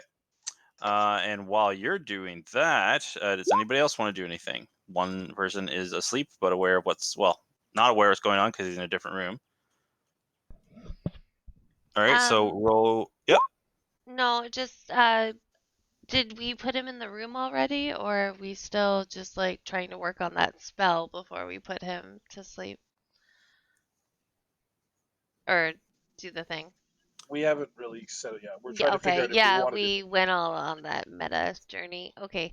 Um, can I sneak outside real quick and see how my head's doing? No, the carcass. Yeah, you Yeah. can definitely do that. It's been probably about an hour or so. So decay, not going on too much yet. Okay. I just wanted to like peek my head out to be like, "Are you okay, head?" And then I'll go back in. Do I need to learn gentle repose for you to keep your carcasses intact? I mean, I wouldn't hate it. Such a good idea. I would not hate that. All right, so Emrys, you're trying to figure out what protection from good and evil will do to help Tylor. That's right. And with I guess I got a bonus 1 there, so 23. Yep. So with a 23, you've studied this spell a lot within your training. You know its affects a lot of the clergymen that when you're up with the Undying Sons, A lot is used in the Dark War to stop people from being possessed with spirits, race, and the such on, and those who do get possessed to fight it back. With the Fey effect, you don't know that much as you're not as well versed in this Fey, but you know that whatever's inside of him is most likely an evil entity, and if he was unwilling with the possession, it would definitely help him push out the possession. Okay, so not knowing for certain if he willingly accepted the possession, I believe him being unconscious, this will at least give him a chance to fight it if should he want to. Yes. Another thing is though is it only lasts for a small period of time. So what you would with a 23, if you were trying to get information from him, it might be a spell to use because you saw that it seemed he was trying to fight. It was almost two sides of the same coin. That he was trying to fight whatever was causing the problems. So that is with a 23. Okay, so I will speak to that to my companions and say I'm pretty confident if he has the will to fight this will give him the chance. So I would like to perform this spell on him. I might be able to do it again because it does last 10 minutes. I might be able to do it again if need be. And perhaps we can find out what's going on. Maybe he can give us some insight when his mind is clear. Well, with a 23, he is currently passed out. So Oh. him trying to fight back a possession can't do that unconscious. So I would have to cast this, and then we'd need to revive him. Pretty much. All right, I will do that, and then I will. Do I believe a healer's kit will bring him back to consciousness? You can heal with it, so yep. Okay, I will Like do you that. had those, those smells to like awaken people and stuff like that. Yeah, smelling salts would be in a healer's kit. So All right, if you're gonna bring him back to consciousness, we should all be sort of ready in a defensive position in formation. I look already. Cinder back. I don't. Yeah, I don't like this, but yes, I'll Okay, well, back up and I'll get my crossbow ready. we're gonna have to help him eventually, and this seems like our best opportunity. And we need to rest soon. So one last thing. I. d- I'm not gonna say famous last words. Let's just do it. It's I'd not. rather him wake up with the protection spell on him, with giving him a chance to break free of this. Yeah, it's not all the time. It's not like he's gonna wake up and that's just he's gonna be possessed. It's Well, We let's don't let know. him We don't tell. know. Let's let him tell us that. all right. Okay, so once everybody's ready, I cast the spell on him, and then I pull out my healer's kit and begin to not only heal his wounds but revive him from unconsciousness. all right.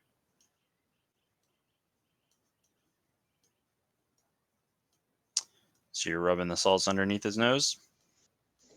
And I assume he's like level 1 in terms of what he gets back in hit points from the healer's kit. Well, he had health. He just got passed out. No, but he had been taking damage, right? Because he was bleeding profusely. Yeah, So he was bleeding pretty bad. Yep. I'm just saying that my healer's kit with the healer feat gives hit points based on the maximum number of hit dice the creature has as well. Yep. So Can't- meta game, he has 3 hit die. But is he trained in religion? No. So He gets you 13 hit points back. alrighty then. Okay, so as you rub the smelling salts under his nose, you start to see the stir. And Rook, what are you doing?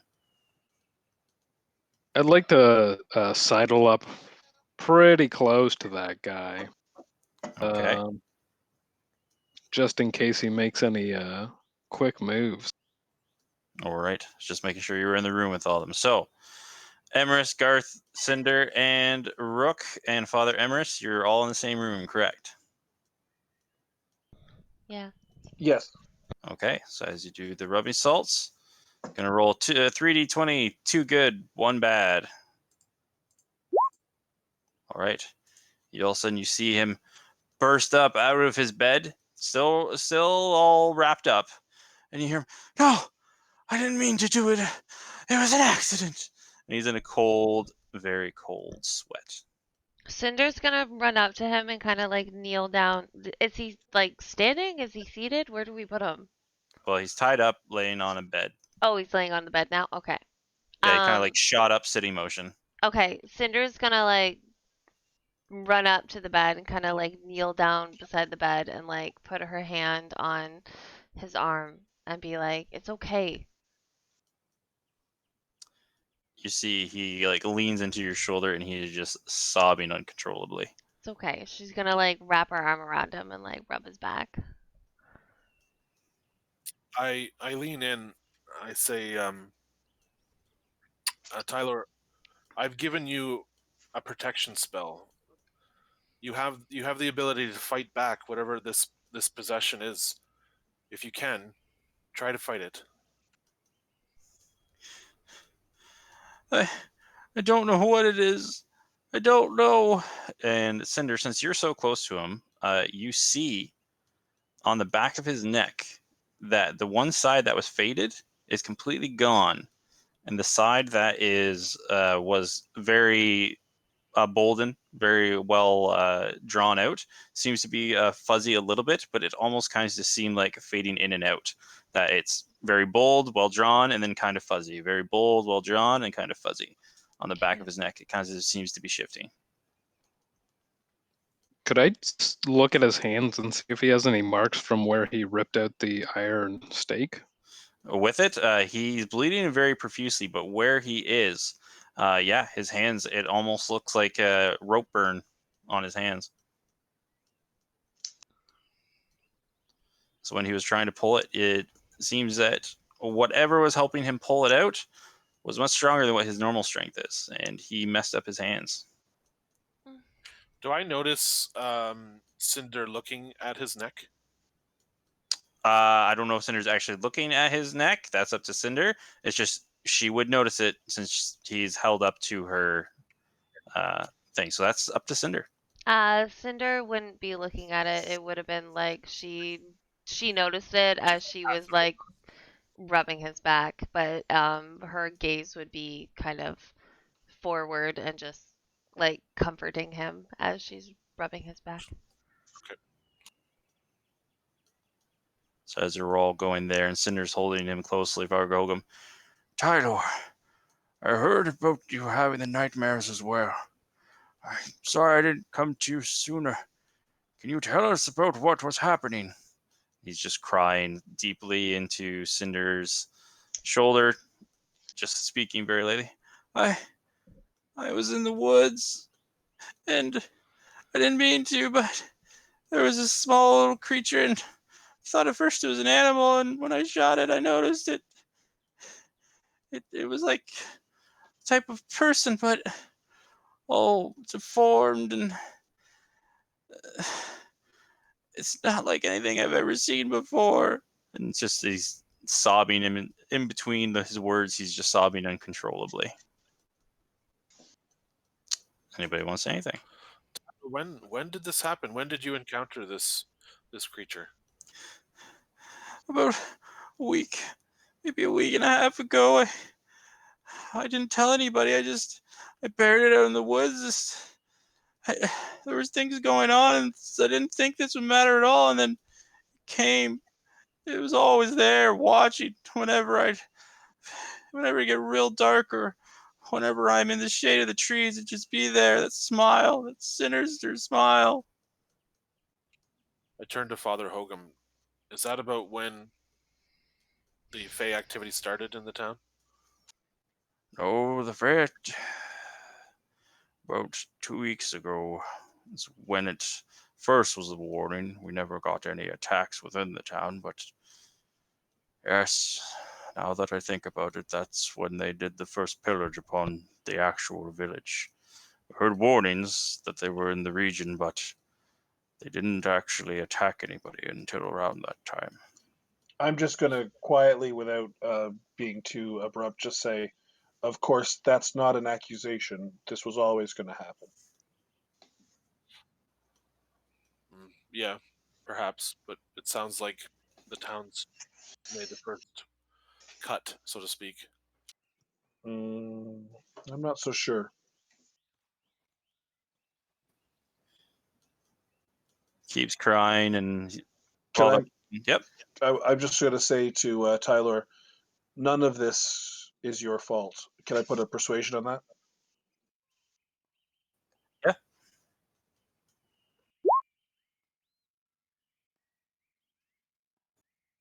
Yeah. He goes, "Ah, uh, they they keep making me feel like it is, but I was just hunting. I didn't mean to harm anything. I've never seen anything like it. And then the nightmares, that grin, it just at first it was just watching, and then as I slept, it would talk to me. The grin is that we haven't encountered that grin, did we not? These monsters often have that grin. That's not unique. No, but there's one specific monster that got away in the battle in the middle of the town there. There, It had a grin, right? there is, but we've seen a few simple variations with those teeth. I think it's more like I think it's some of the soldiers as opposed to one individual. There was a grinner by the mushroom giant, and we saw one on the road when we fought the bandits, and there was one with the owlbear. I'm surprised we didn't see one with the worm. Have you actually killed one? No, they tend to run away pretty quickly. Have you seen more than one at one time? Now that you mention it, I don't think we have. The grinning smile. Is what you're asking about? Cinder has seen one very up close. So has Rook. We've never, but the party has, from my understanding, has never seen more than one of these grinning creatures at once.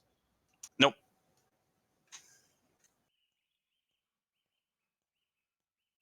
This creature could be unique. This creature could be what we need to seek to stop these nightmares. Garth, roll me just an intelligence check right now. What do we You call it? got it. You would recall in your brain that Colvid, when he passed out, he remembered seeing a hallway with many, many grinning smiles. That's right. I think what you're saying makes some sense, but COVID has told us of, or had somewhat of a vision, and in that vision, it wasn't just one individual. There were many, many of them, which is not to not to say that we should be scared of them, but it's not. We should think of them as a multiple creatures as opposed to one individual. Very well, I understand. Tyler. Ben, sorry, Dungeon Master. No, you can go. How long has it been since I cast? In actual real time, it's been about 6 minutes, so you still have 4 minutes. Okay, I say if we do want to keep questioning him, we are coming up to the point where I will need to cast the spell again. I think we should let him rest. I don't. I can give more information. I he's been through enough. Tylor, do you know where you are right now? No, I don't know exactly. You're in the Church of Unity. Do you know where that is in town? Yes, this is Father Hogum's house. Yeah, I know where I am. And you know what Father Hogan has been doing. I'm sure people have been talking about it. If I remember, I heard whispers outside my house. Father Hogum, people were calling him crazy. Do you know why they were calling him crazy? Oh, no, I haven't. He's like holding his head. I haven't left my house for almost since it happened. Like, all right. Just. I can explain it. It's all right. You're doing good. Father Hogum is being called crazy by people who don't understand that what he is doing is something very smart and very protective. He's using iron. I want you to think about iron as we talk. He's using iron to protect us. This this temple is protected by a circle of iron. So the thing that is giving you these nightmares, the monster that you fear, can't get to you right now. You're safe. No, no, when I close my eyes, it's there. I know. Oh, I know. But that's You what don't know. that's what you're seeing. I want you to focus on the iron. I want you to think about iron. Nothing's going to cross over that circle and come to you, and you're surrounded by some very, very strong individuals. But you have to fight it off. You have to clear it out. So I need you to think about iron. Are you thinking about iron? I, I, do. It's iron. I'll think about it, but he said if I just made amends, the nightmares would be gone. That it wouldn't be angry anymore. And he's like holding his head and he's staring at Cinder. He's like, I just wanted the dreams to stop. He said Okay. they'd make them stop. I know. Okay. Can I have a moment alone with Tylor? Please. We're coming down to the end of the spell. I don't care. All right, Cinder. I'll yell if I need you. I'm in the next room. Let's all back it out.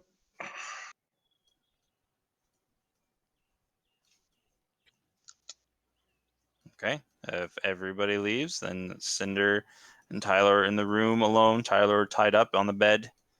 Father Hogum follows the rest of you, almost seeming to be ashamed on his face.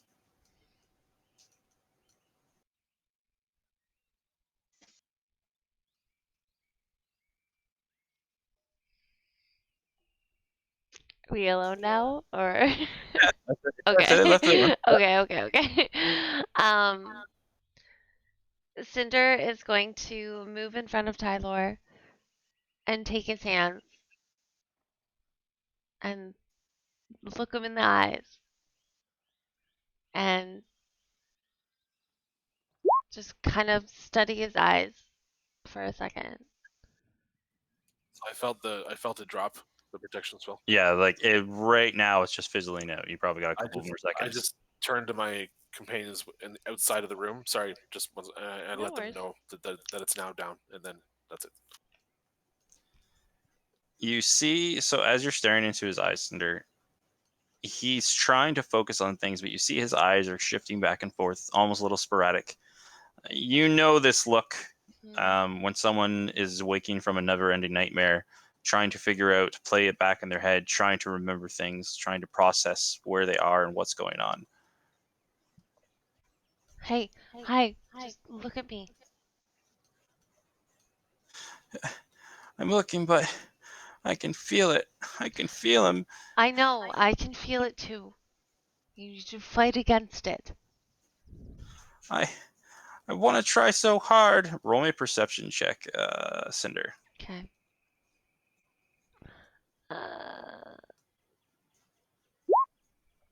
No, you don't notice anything. Yeah.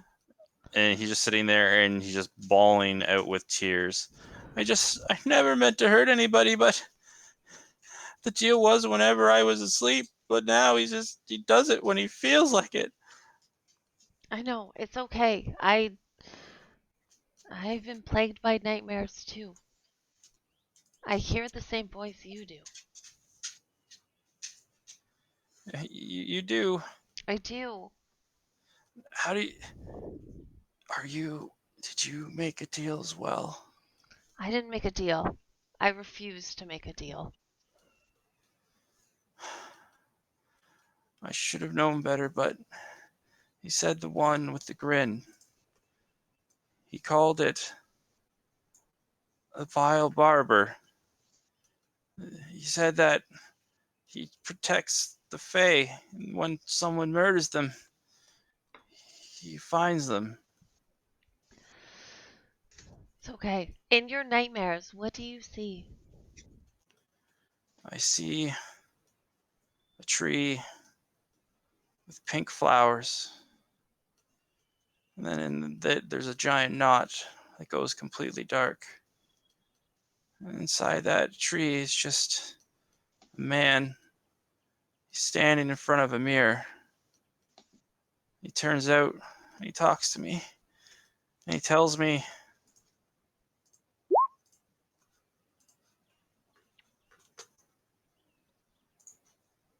What does he tell you? that you're asking far too many questions.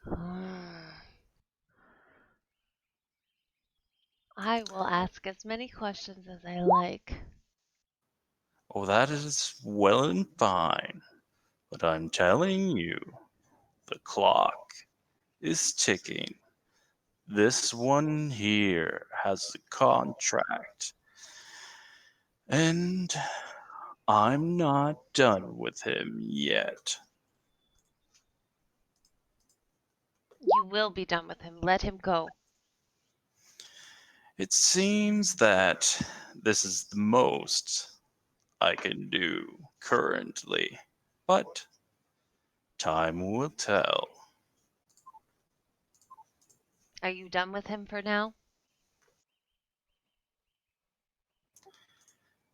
In his current state, as far as I can tell, yes, until the time is right. It's been fun.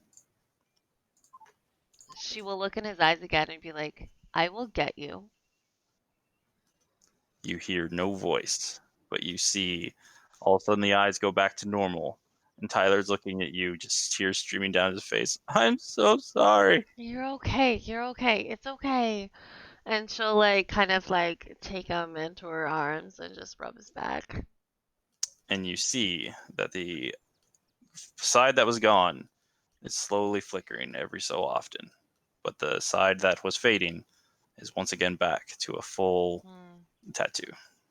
Okay. All right, anything else?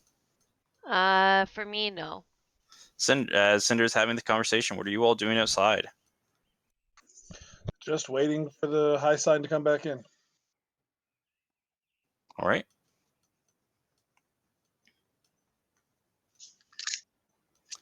So whenever Cinder wants to step back out, or you guys get curious, waiting for time, Father Hogan will go. I'm sorry. Your very blunt friend was right. I should have checked on him sooner, but I thought I had more important, more noble goals in mind. But I see that I myself has strayed from the path.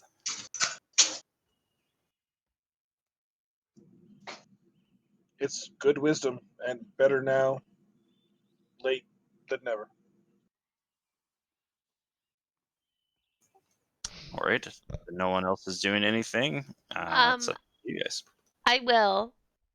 And then, as she's kind of holding Tylor, she'll just like remember things of her past, and she'll start to get a little bit sentimental, and because it's kind of a familiar comfort thing for her to try and comfort somebody that has had nightmares to go back to sleep. Um, she'll kind of nestle him down. Um, she won't. Uh, she doesn't feel comfortable with untying him, but she'll kind of make him lay down, and she'll kind of like stroke his hair and sing a certain song until he kind of calms down. And then she'll she'll open the door to the others, and um as she stands in the door, it's not her particular shoulders back kind of confident stance that she stands in. She like her shoulders are slumped, and it almost looks like lava is welling up in her eyes and kind of streaks down her cheeks, and she'll look at everybody else.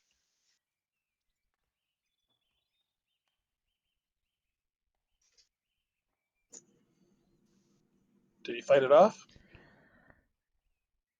For now, it has no use for him now. So the mark is gone? No, the mark So he is didn't still fight. there.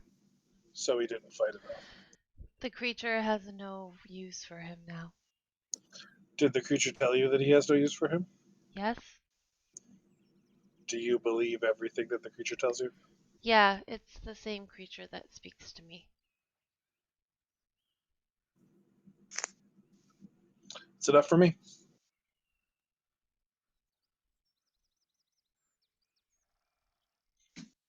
So do we think he's still in danger? I'm not sure the history of this creature. I.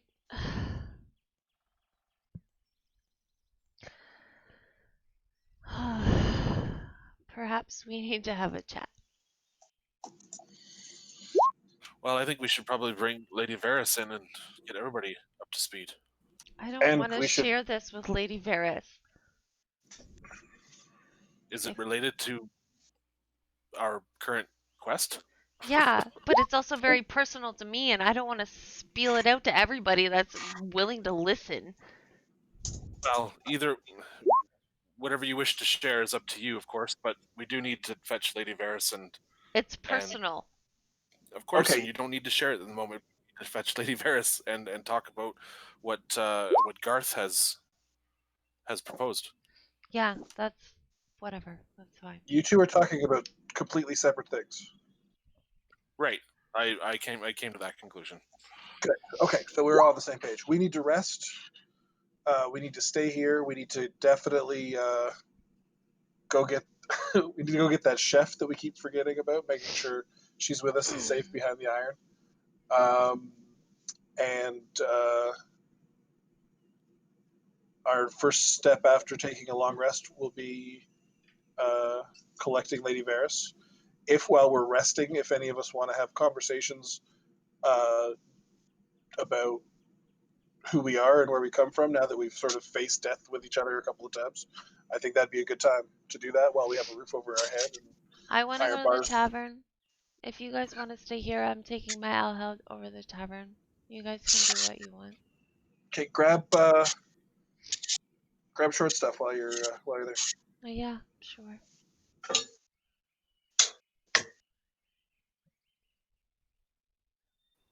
All right. So one stuck in reverie. You guys are with Father Hogum, and Cinder is heading over to the inn. What does everybody want to do? The chat here, is Tyler actually talking to someone, or No. This was sorry. I didn't switch back to GM. I was answering Calvin's questions. okay? All right, cool. Calvin, Tyler is. If you guys will go in there, you could hear him sobbing, and then the sobbing stops, and you hear just like breathing. Okay, I'm setting up to rest. I'm gonna. Yeah, same. Same. All right, so we will end with Cinder what she's doing. So you drag the head back to the inn. Yeah. All right, you get to the inn. You hear clatterings of pans, loud ruckuses coming from the inn, and so forth, but nothing crazy. Just it sounds like someone's making a lot of noise with the pans.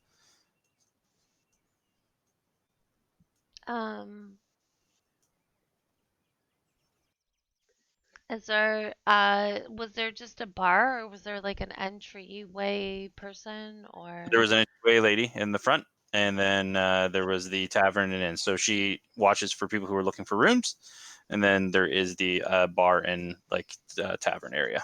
Okay, so she'll just give a nod to the entryway chick. Are you dragging in the head? Yep. Oh dear. Would you happen to mind keeping that outside? You're smearing all over my floor. Oh, yeah, I guess. I want this on the wall. Should I keep it outside? You keep it outside for now. You're looking to get it stuffed and hanged on the wall. You'd have to go talk. You'd have to go talk to Derek over there, and it's the tall man who supposedly has no personality. Okay, Yeah, sure. Yeah, fine. And she'll drag it outside, put it outside, and then go talk to no personality man. All right, as you're walking over there, you see a little small halfling woman jumps up on the counter. Hey, hey, Cinder! Look, look, look! They got so many cookie ingredients here. Like different types of beans, like 6 different types of beans. It's crazy. Oh, Hondo, you're just having a great time, aren't you? Yeah. Oh! What happened? You look like shit. Oh, thanks. So, what you been up to? Just fighting fey creatures and nightmares and figuring out things that are going on. Well, that sounds terrible. Yeah, it I have sucks. been learning from the cook. It's been actually decent times. I gotta get back there. And she hops off the Okay. counter and hear the clattering of pans and such. Okay. Cool. I'm gonna look for the tall man. You see him. It seems he's dropping off drinks and just walking around from table to table, checking on everybody. I'll go up to him. Hi. Hello. Hi. You again, I see. Yeah, me again. I have a head that I want taxidermied and put up on the wall. Hmm. Uh, where is it? It's outside. I was told I couldn't bring it in. All right. Don't mind showing me. I'll take a look at it. All right, well, let's go outside then. So he follows you outside. Oh wow, that is actually pretty. I don't. Owl bears aren't normally that big, if I recall. No, they're not. So this one's special. So it should be the Hmm. forefront of your tavern Hmm. so everybody can see it. I would definitely say it's probably worthy to go over the fireplace, but the mayor's stag has that right now. Him being the How is this mayor and all. stag better than an owl bear? Well, he's a citizen of the town, and it's just he's the mayor. It keeps him happy, type So, thing. So I live here. all right.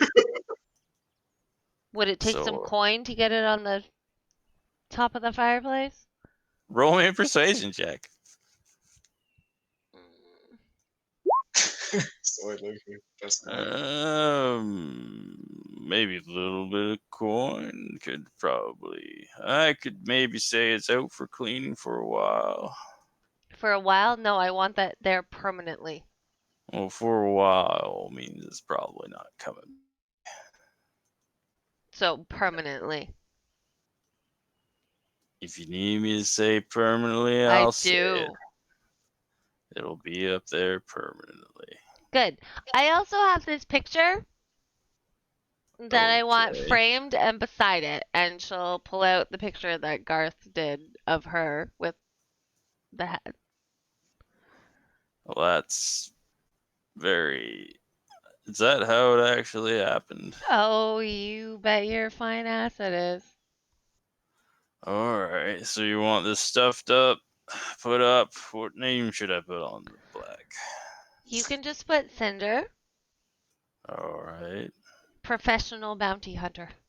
Cinder, professional bounty hunter. Can I say where you're from? No, that's all that needs to be there. And then the Alright, year.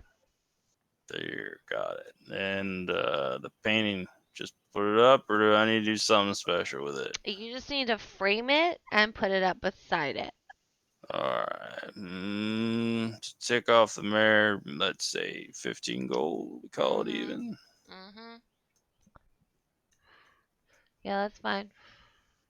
Alright, it's gonna take me a little bit to get this all sutured up, put up on the wall, and you coming back, or do I mail you somewhere when it's up? What do you want here? I just need you to put it up. I'll come back and Alright, check if it's up. well, give me about, I don't know, 6, 7 days or so, and should have it placked up on the wall. Okay, is the heads in good enough form to do that then? Looks like whoever chopped her off did a nice clean cut of the neck. I'm assuming that was you, so Yeah, color I me did a impressed. great job. Yeah, nice clean cut. I can see you're probably worth your weight in gold if you're a bounty hunter, so Hmm. I'll let people know if they're looking for a nice clean kill. Let Presender. Yes, exactly. All right. Do you need something else? Um, yeah, a drink. All right, no problem. That'll run you about 2 copper pieces. I'm gonna drag this out back, and then I'll get that for you. All right, Mind the great. little fiery redhead halfling over there. She's a pretty terrible cook. Um, I've known her. I don't think she's that terrible, but yeah, thank you. I'll go take a She's seat. obsessed. She's obsessed with beans. All right, Uh, so does the process, drags it out back, grabs you a drink. Are you staying there for the night, or I'm gonna have my drink and then I'll make my way back to Father Hogram's and then I will sleep beside Tylor on the ground. okay, no problem. So everybody goes to sleep. Finally. All right. So you guys have a long rest. Throughout the night, is anybody is everybody just sleeping soundly, all going to sleep, or are you guys taking watches? I'm already asleep. Yeah, you're gonna be waking up Yeah, soon, I'll be up actually. soon. So when I wake up, I'll take watch. But until then, Okay. How are you taking watch? You just walking around, or you just sitting in the pews? what I'll probably do is post up in front of the door and just try to organize in my head the things that I've learned in the library. Okay. Are you looking out the windows or anything? Or are you just sitting in there staring at the Yep. door? Yep. I get the best possible approach to the door. Yeah, no problem. Roll me a perception check throughout the night. Since you're doing 2 watches, do 2.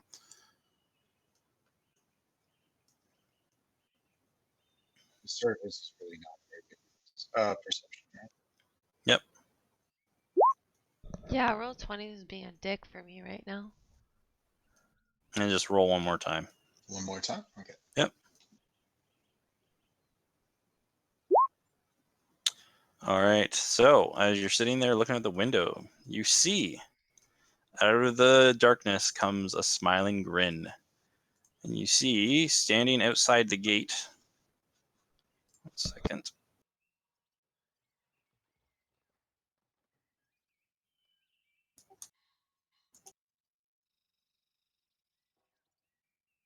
You see that standing outside the gate, pacing back and forth for a little while. And then it disappears. Then a little bit later in your watch, it appears once again. This time, it has another little friend standing right beside it, pacing outside the gate. Do I recognize this? Yeah, I say you notice them. Okay, so that's the one, or looks like the one that we fought near the Laughing Bandit Yep, wagon the train. second one is the one you have seen. Yep. Okay. And And as they're pacing, they can't get past the gate, like the fence. The iron they fence. seem to be walking around it, and they are not proceeding any further. But you do notice with your 17 of perception, every time they're around, you hear noises of rustling and kind of like, uh, uh, uh, kind of coming from the other room as it sounds like Tylor. Is it a male voice? Yeah. Okay. Yep. All right. So I will. I'm just watching. I'm not performing any particular action. I'm waiting to see if they can get through the fence, and I also just keep my ears open to see if there's any sounds of Tyler getting up. I know he's tired of shit, but never hurts to be careful. Yeah, you hear him tossing and turning, but he never seems to stand up. Nope. They pace around for a while, but they both disappear both times. And once the sun starts to come up, you don't see that you haven't seen them again. Okay. And with that, everybody's awake.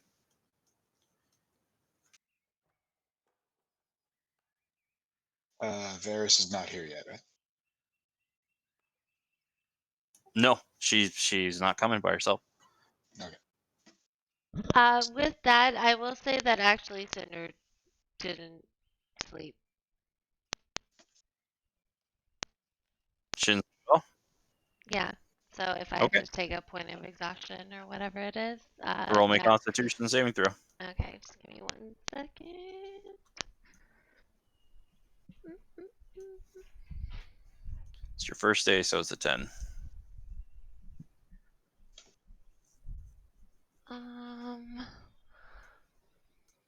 Saving throw? Yep. Yep, you have 1 point of exhaustion. Okay.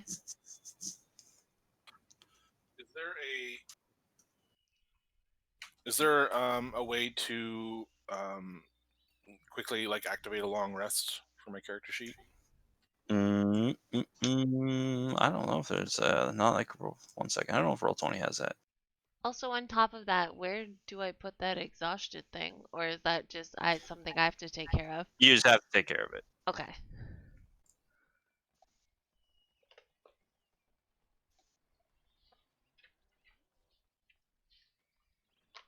No, there is no long rest button. You just got to reset your stuff manually. Yeah. Inefficient. Yeah, it's not too bad. Yeah, if I ever switch over to Foundry, they have that button in there. At D&D Beyond? No, a Foundry actually has it built in, and you can actually import D&D Beyond characters directly into it. Oh, sorry, Foundry as the map manager. Foundry, yeah, a virtual tabletop. Yeah. All right, so you all arise in the morning. Father Hogum is in his own personal chambers, sleeping as well. And you all start to arise. You would all notice Cinder, as much as she can, looks very tired. I'll let everyone know about the nighttime visitations, the two specters patrolling, and try to physically describe them as best as I can. And they didn't try to get in? They didn't try to get in. That doesn't mean they can't get in. It just means they didn't try. They never tried to breach the fence.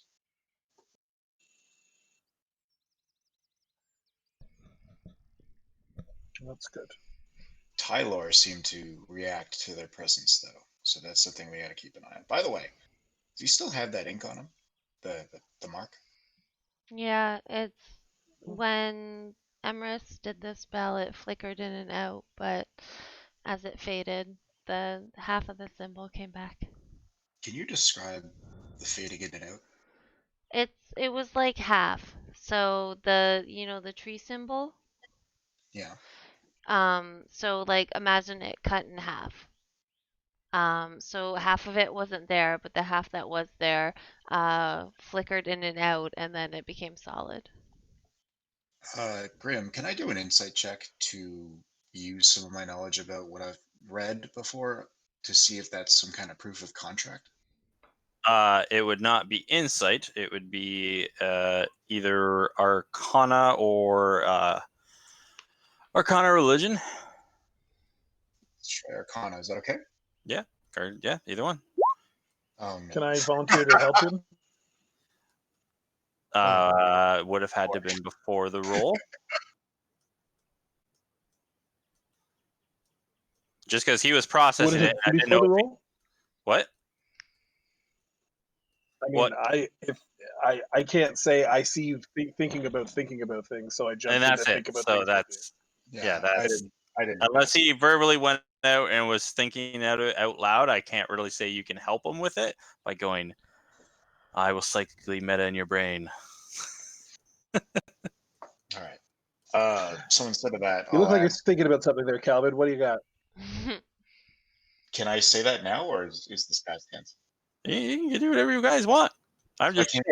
I came up with fuck all, right? Like complete you. idiot. Yeah, you're just staring at it and you have no idea what could be going on with it right now. Like this So is something you've never seen, and when all of your readings right now, if you've read about it, you cannot recall it at this very moment in time. and then I'll just say I was trying to figure out if the mark on him was a proof of contract of some kind. He did make a deal. Okay. I'm going to pray for clarity and think if I have ever encountered that.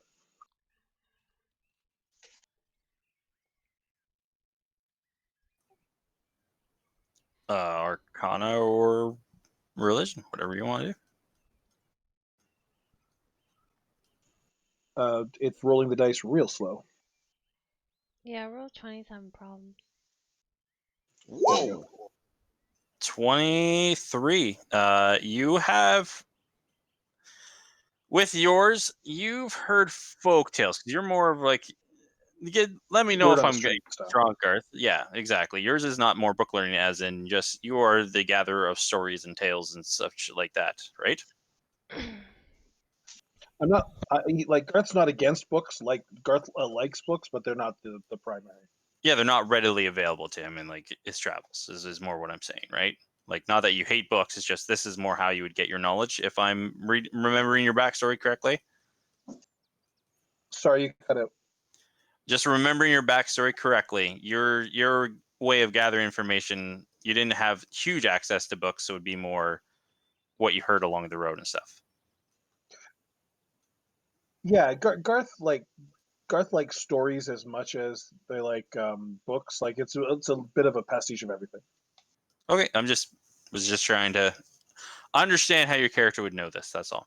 So, in passing bookstores that you've met on your travels, and then stories and tales that you've heard, the thing is Emerus casting his spell. As much as he explains to you and the understanding of it, when he was fighting back, that mark should be disappearing if it's a type of possession.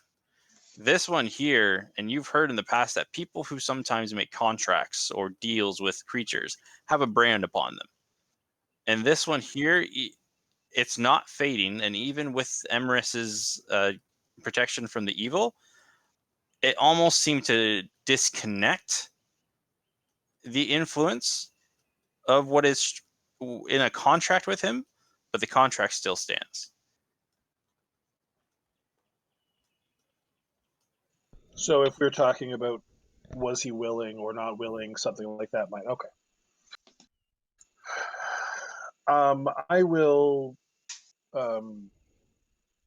sort of I will say that to everyone, but not in great detail. I'll just sort of Like with a 24, what were you trying to figure out by that? Kelvin told me that he was trying to figure out whether or not what did you tell me that you were trying to figure out? Just trying to figure out if that mark on him was a indicator of some kind of contract. Yeah, so I was basically trying to put together whether it was a contract and if so, how that contract worked. The contract works however it was worded between him and the person he made it with.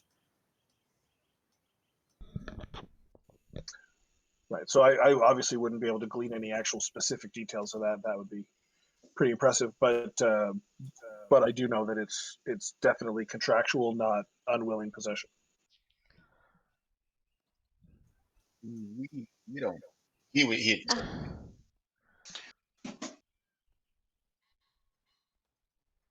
Cinder will slam down the book that she had in her hand and stand up to the group.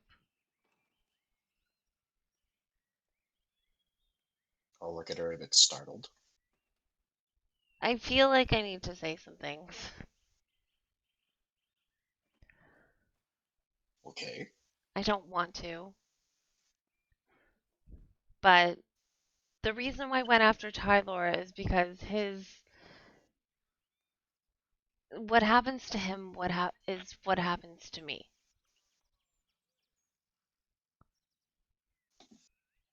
He has nightmares and I have nightmares. I don't have the symbol, but the same voice that talked to him talked to me.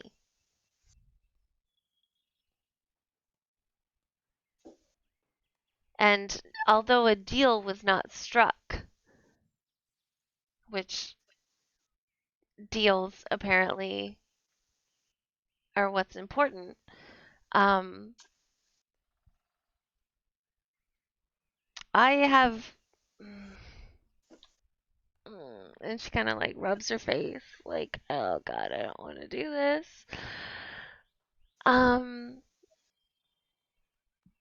a deal was struck with him, but it was the same voice. And there is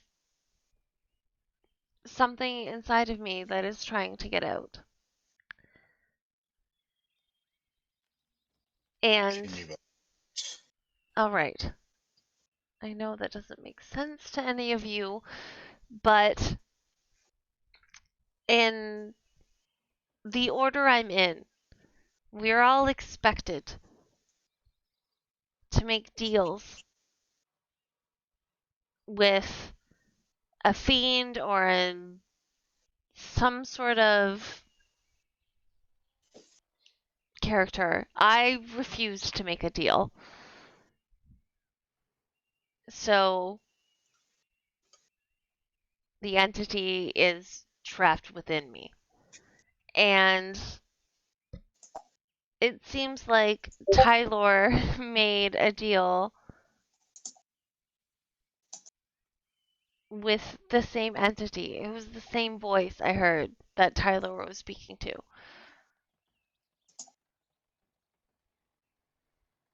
I went into Tyler's house. Tyler knocked me out. And the same voice I heard that Tyler was speaking to me when I was unconscious.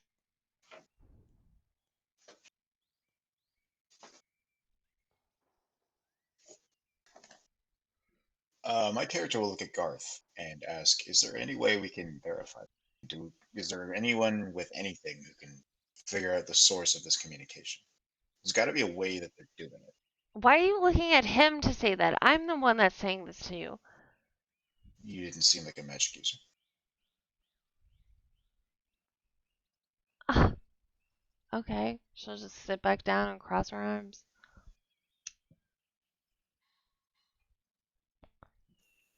I honestly don't know how any of this works. I don't understand how it could be the same entity talking to you as it's talking to Tylor when you don't have the mark. I don't understand why some of the I creatures have a mark. that It's not that mark. The entity within me is held within me by the tattoos on my back, the runes on my back. And it seems like he wants out. How, you don't mind my asking, how did you come by the marks on your back? Did they just show up when you make this No, deal? no. In order to get into the order of the profane soul, we have to make a deal. Just to be a bounty hunter, you basically have it, at least within the profane soul, you have to make a deal with some sort of fiend, some sort of fae, some sort of entity to gain the powers that they do in order to turn it against them. And when I was younger, I didn't want to make that deal. It was forced upon me. So I didn't make a deal. It was they I was forced to defeat this fiend, and I did, and now it's basically trapped within me. But the same voice when I went into Tyler's house, it was the same voice. It was the same thing that spoke to me when I was unconscious. Did it recognize you? Yeah, I knew it's trapped within me. He knew exactly who I was. Like verbally, when it spoke to you through Tylor, did it No, recognize? no, at that time it was speaking to Tylor. It wasn't speaking to me, but it was the same voice. And we think these vile Berbers are what are affecting Tylor as well. Yeah, I don't know. That's the reason why I wanted to check on him is because is been having nightmares. I have been having nightmares. I as long as I can fucking remember. And It's it it's was very this. certain. I mean, if we're stumbling upon something that's happening to these townfolk, namely Tylor, and you are somehow related to that, that's interesting. We need to pursue that. It was the same voice, and he was going through the same things I have for I don't know how long. That's why I wanted to check on him. That's why I cared if he lived or died. Did Nobody. Tyler tell you? Tyler tell you why he made the deal? No, he just said he made a deal. He did tell He you. told Which us. He said he told us. He said it would go away. It would deal with. Um, it would deal with his problems if he made the deal. He's shouted that out a couple of times while he was away. yeah, and Redeem himself or something, wasn't it? Wasn't like I Been assume redeemed. in regards to the or make amends in regards to slaying the Fey creature, right? So mm, if the creature is the same creature as the one that's trapped in Cinder, and it said that it would help him deal with the Fey murder, which um, means we're dealing with two separate factions. And the question is, why then is the mark on him the same mark that we see on the laughing lads? Because that's the thing that I'm not understanding. I know I'm connected to a fiend. I'm not necessarily connected to Faye. You said the voice was the same, It right? The was. voice was, It sounded the same. And it recognized you, as Emrys asked. which means there's a fiend in Taylor that's your fiend. Maybe, Or I don't know. Although when I got knocked out in Tyler's house, the fiend talked to me and basically was like, "Do you like how strong you are?" And he wanted to strike a deal with me in order to gain its freedom. may I ask a question? Yeah. Says it wanted to strike a deal with you, but you said you've already made a deal. I have not made a No, deal. she This said thing she's was never made it. put inside of me through no choice of my own. Calvid lifts his hands, like innocently, like kind of pushing away, and says, "No, no. What I mean is, I'm trying to understand the mechanic of how this thing communicates with our friend." And he looks towards Tyler's room. I Uh, don't I've know. been spoken to in this way before, I have nightmares like Tyler does. but he is. Have we ascertained if he is spoken to in this very loose, conscious way? Yeah, he's from what we understand, what he's told us is that it's talking to him all the time. Yeah. Does it talk to you, Cinder? I when I sleep, and when I let my guard down, which is rarely ever, um, when I was knocked unconscious, it was able to speak to me.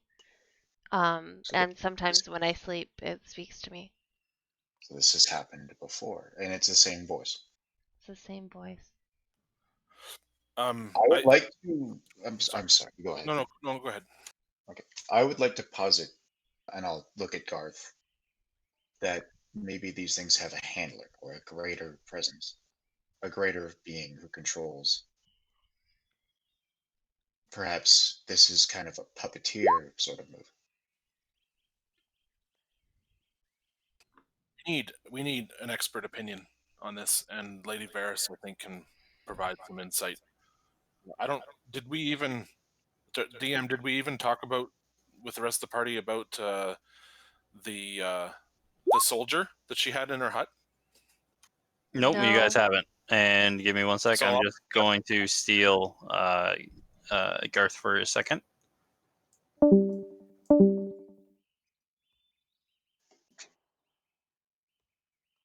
what? Garth got secrets on a random investigation check? What's But happening? he spent What's going on? time, he spent some time with her while we were. doing random stuff. So maybe he learned something. Yeah.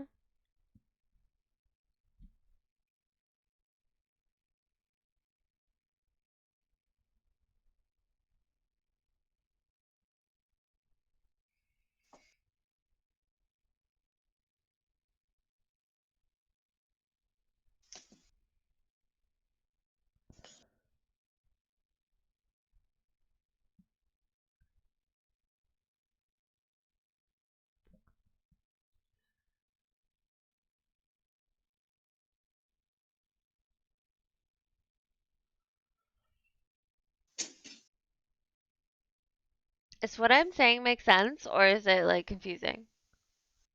It makes sense. Okay. Like I'm trying to present in the way that like Cinder would, but I was like, I don't know if it makes sense to everybody else.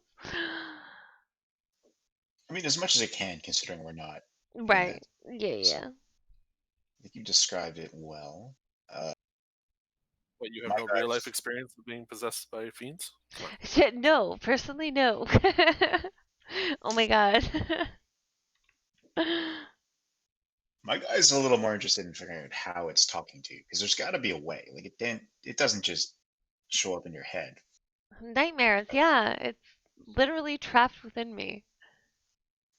Well, it can't be because it's also trapped in him. So Well, it's finding ways to get out then. I like my puppeteer idea. Or it's two different things. But sounds the same? Question mark?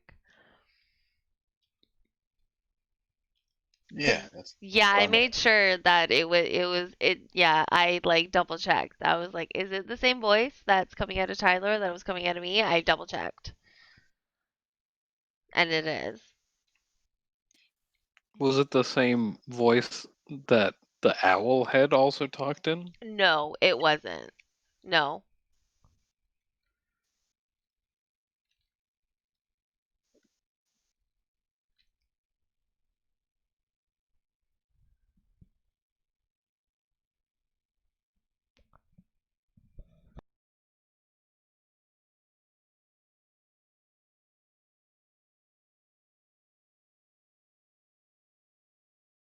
Honestly, I actually, when I was like remembering it, I thought it was, but thank God I actually record these sessions because that is like note taking to the max. And then I like re-listened to it, and then I was like, oh, it's not the same voice. There we go. I think I have an idea. Hmm. He's talking in character now. Yes. Yes.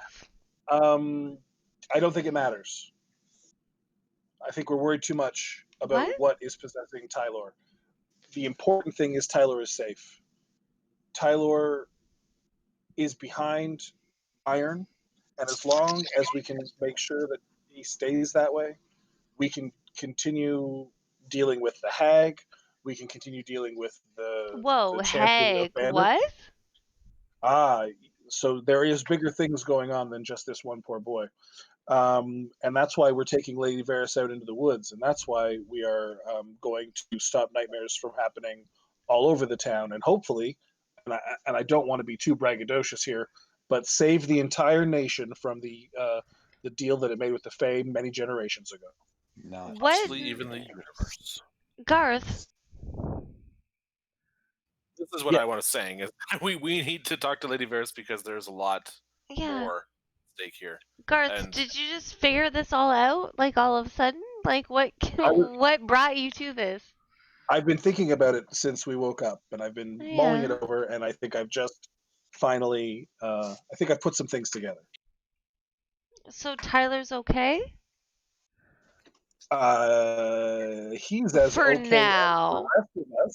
you said you said that the presence is at bay, like is gone for now, and that would stand to reason that the perhaps the iron surrounding this place or the holiness of this place is somehow suppressing it. So him staying here to me sounds like a good idea.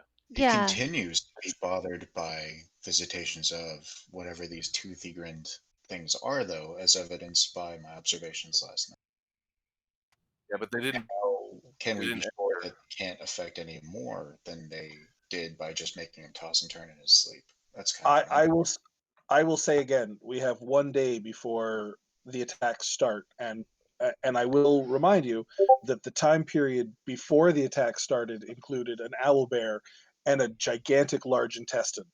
So I can't even begin to tell you how once the attacks start, how much worse that's going to be in my imagination. Okay, Garth, so what do you think we should do?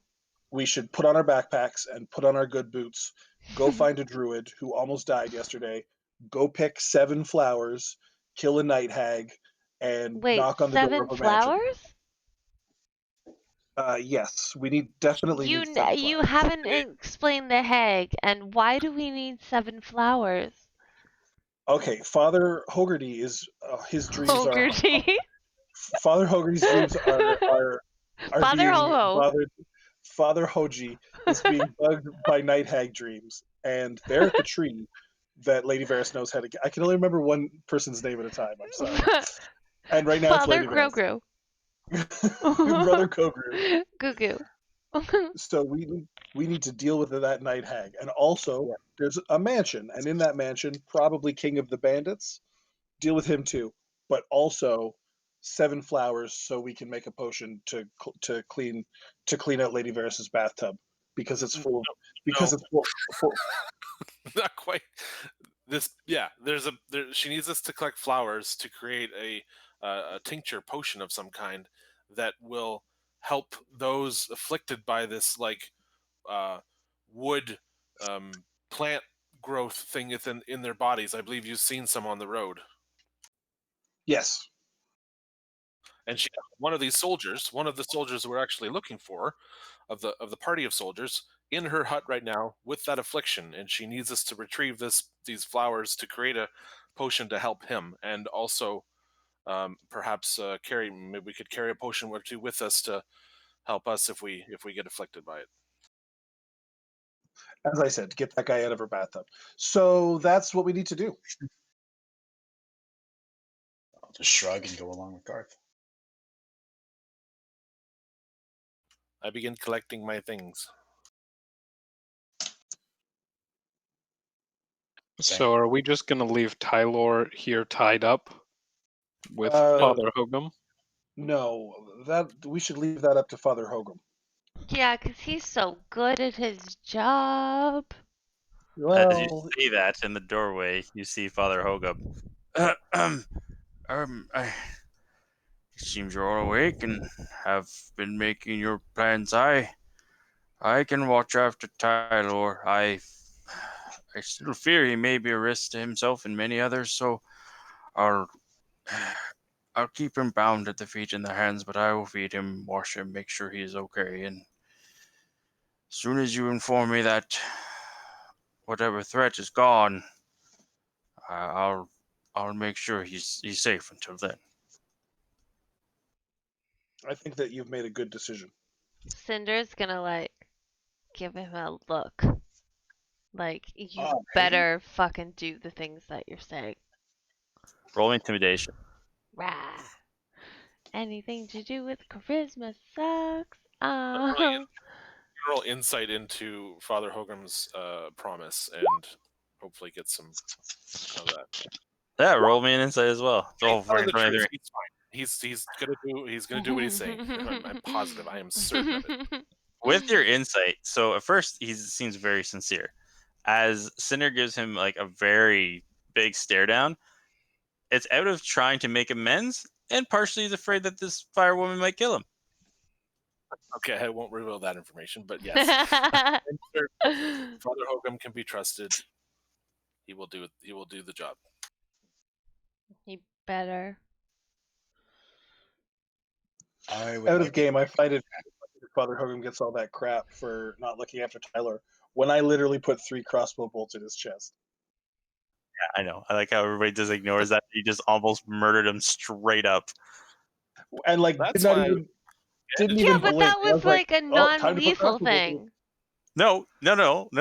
No. He shot 3 crossbow bolts clear into his chest. bludgeon crossbow bolts. No, they weren't. Well, I put 3 non-lethal crossbow bolts right into his chest. I thought you always said non-lethal, or was You that can't just the do first you one? can't you can't do that with a crossbow bolt arrow. It's literally a Oh, piercing okay, weapon coming from okay. a distance shooting them. Well, I did Cinder call will them. have I did words call with them. Garth on that later, and that's fine. I did call them non-lethal crossbow bolts. Yeah, but yeah, no, it all makes sense. It's fine. Cinder will Literally, have Garth words. in the battle and in the moment of battle yelling non-lethal into the heart. So, all right. So you're all Oh, wait, set. wait, wait. Yep. DM, man. Number 1, can I remind the party that they have a blacksmith order to pick up?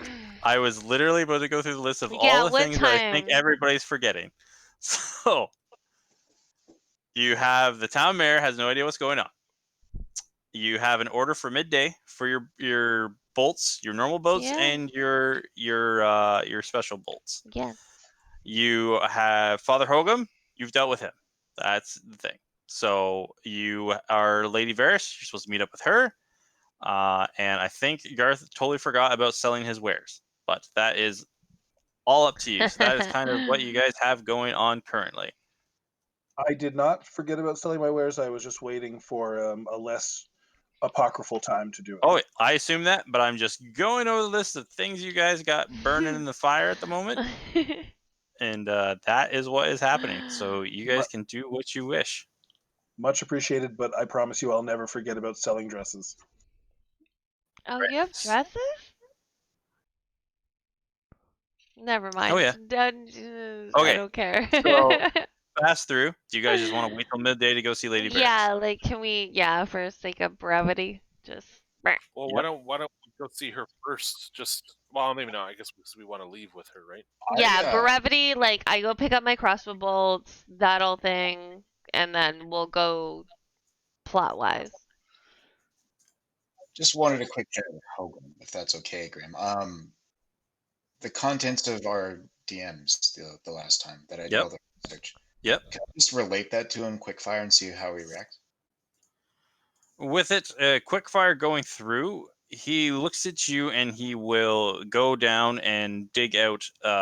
This looks like a handwritten journal. He will inform you this is from his grandfather. It has a couple of things in it, not as detailed as what you have currently, but things seem to match up between what his grandfather, his great grandfather's stories were, and what you read in this book. His is more written like a fairy tale. Yours is more written as facts, like a history book. Okay, but it all matches and verifies. In the key points, it seems to verify. It speaks of the king, the names match up. Speaks of the tree, that seems to be the same type of thing, and it speaks of the enchanted forest that grew out of the deal that was made. Okay, perfect. Yep. All right, so going through town, going through. All right, so you pick up 40 masterwork iron crossbow bolts. Very happy to give you those. Informs you that the cloak will be done in the next day. I will add on. Do you want to give 20 to you and 20 to Garth? Yes. What? Yes. Okay. Are these iron and masterwork? What a good idea. Yes, Thank you. yes. And you gave me shit for my price. All right. That's out of game, but yeah, here you go, Garth. Here, I got you a fucking present. These are amazing. All right. Yeah. So Mm-hmm. what you guys will have to do is add on another your crossbow, and add on to them. I'll take care of it in between sessions. Thank you, because I was like, I have no idea how to fucking do that. Yep, they're going to be called iron. So whenever you use an iron bow arrow, because you can switch between them, you're going to deal an extra 1d8 damage. Sick. Against a fake creature. Oh, I knew I needed to have fucking iron crossbows. That's so exciting. Yep. So they cost you money, they cost you time. You won't always have them, but when you do have them, ding, ding, ding. What do you mean we won't always have them? They run out. Oh, okay. I was like, oh, I thought you were just gonna take them away from me randomly. Do you have room for retrieving ammunition? Yeah, so roll a d20 above and below a 10.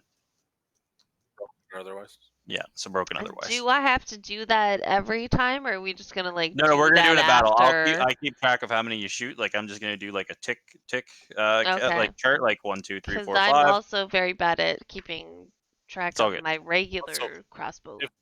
if it does break, you can always collect the head of it and have it remade. Right, Probably right. cheap. Okay, Yeah. okay.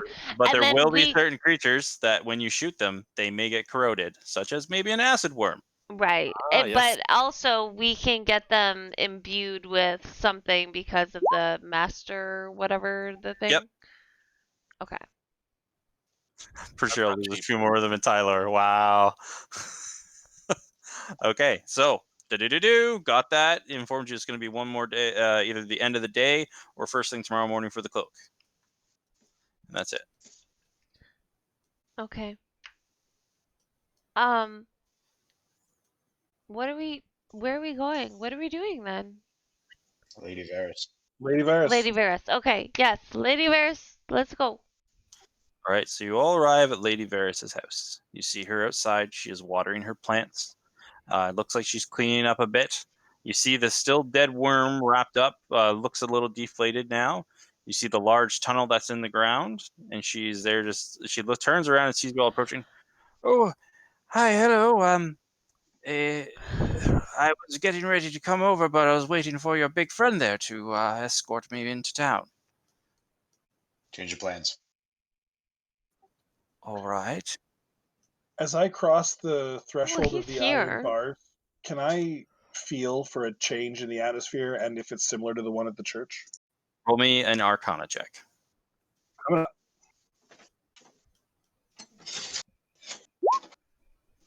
With a 10, you don't really notice anything. There's like this little breeze as you shift over, but you don't know if it's maybe just the wind.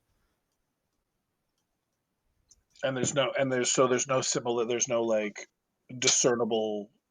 No shift, no feeling like tingly sensation as you shift through. You feel like the wind, but you don't know if maybe that is a part of it or if it's just a random wind blowing. Okay. The only one who noticed a shift yesterday was Emrys. That was the only one because he stayed behind. Cool. So she sits there waiting to hear what the change of plans is. We need to go flower picking. Oh, you're going to help me make the potion for the young man. That's good. I just need to gather up some of my gear, my herbalism kit. Are we just going directly into the forest, or? And she looks at the tunnel. Do you think the tunnel is a good idea? Tell us about this tunnel? What are you thinking, Lady Varys? I don't personally. I don't think the tunnel is a great idea, as that No. giant worm came through it. But depending on all what you're trying to achieve, someone sent that. It's true.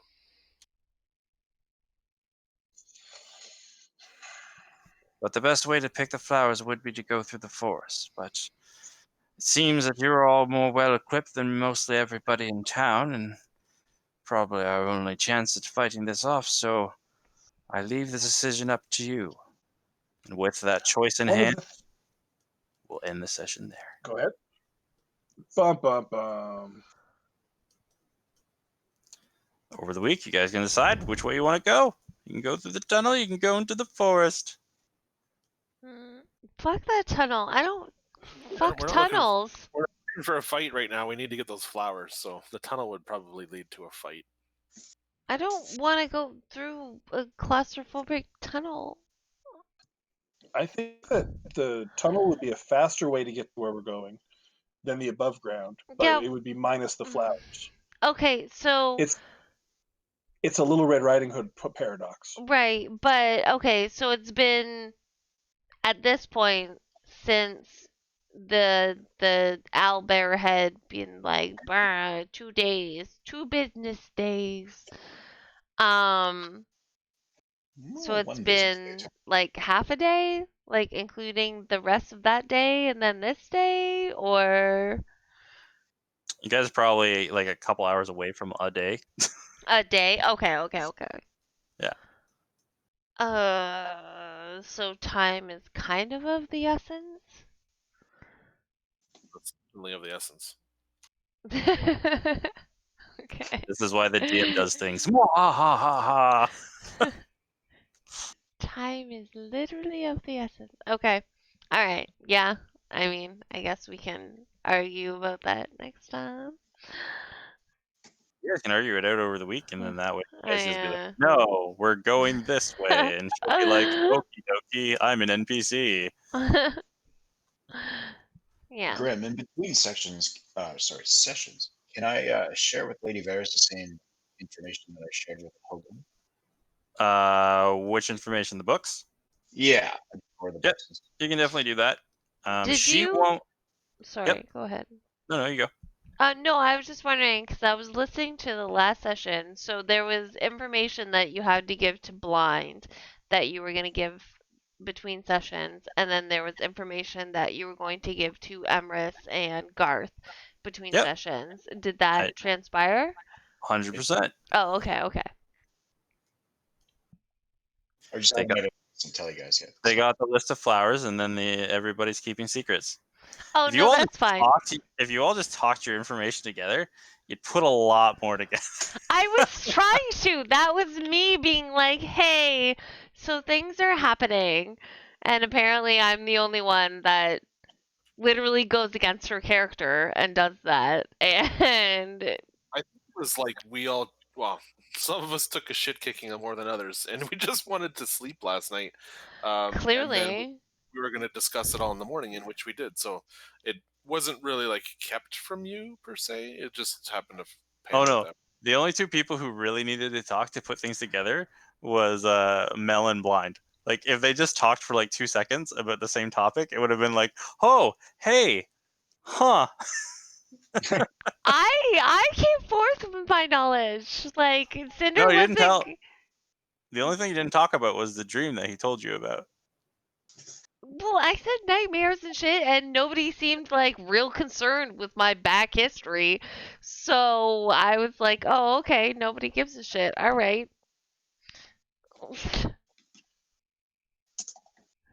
I tried to give as much information that like made sense, and then like nobody asked any extra questions. They were just like, oh, okay, this is the plot. Let's go. Hey, Matt. Yeah. Yeah, All right, whatever night. All right. Hopefully everybody enjoyed the session. Yeah, are I we did. doing 2 weeks this time or?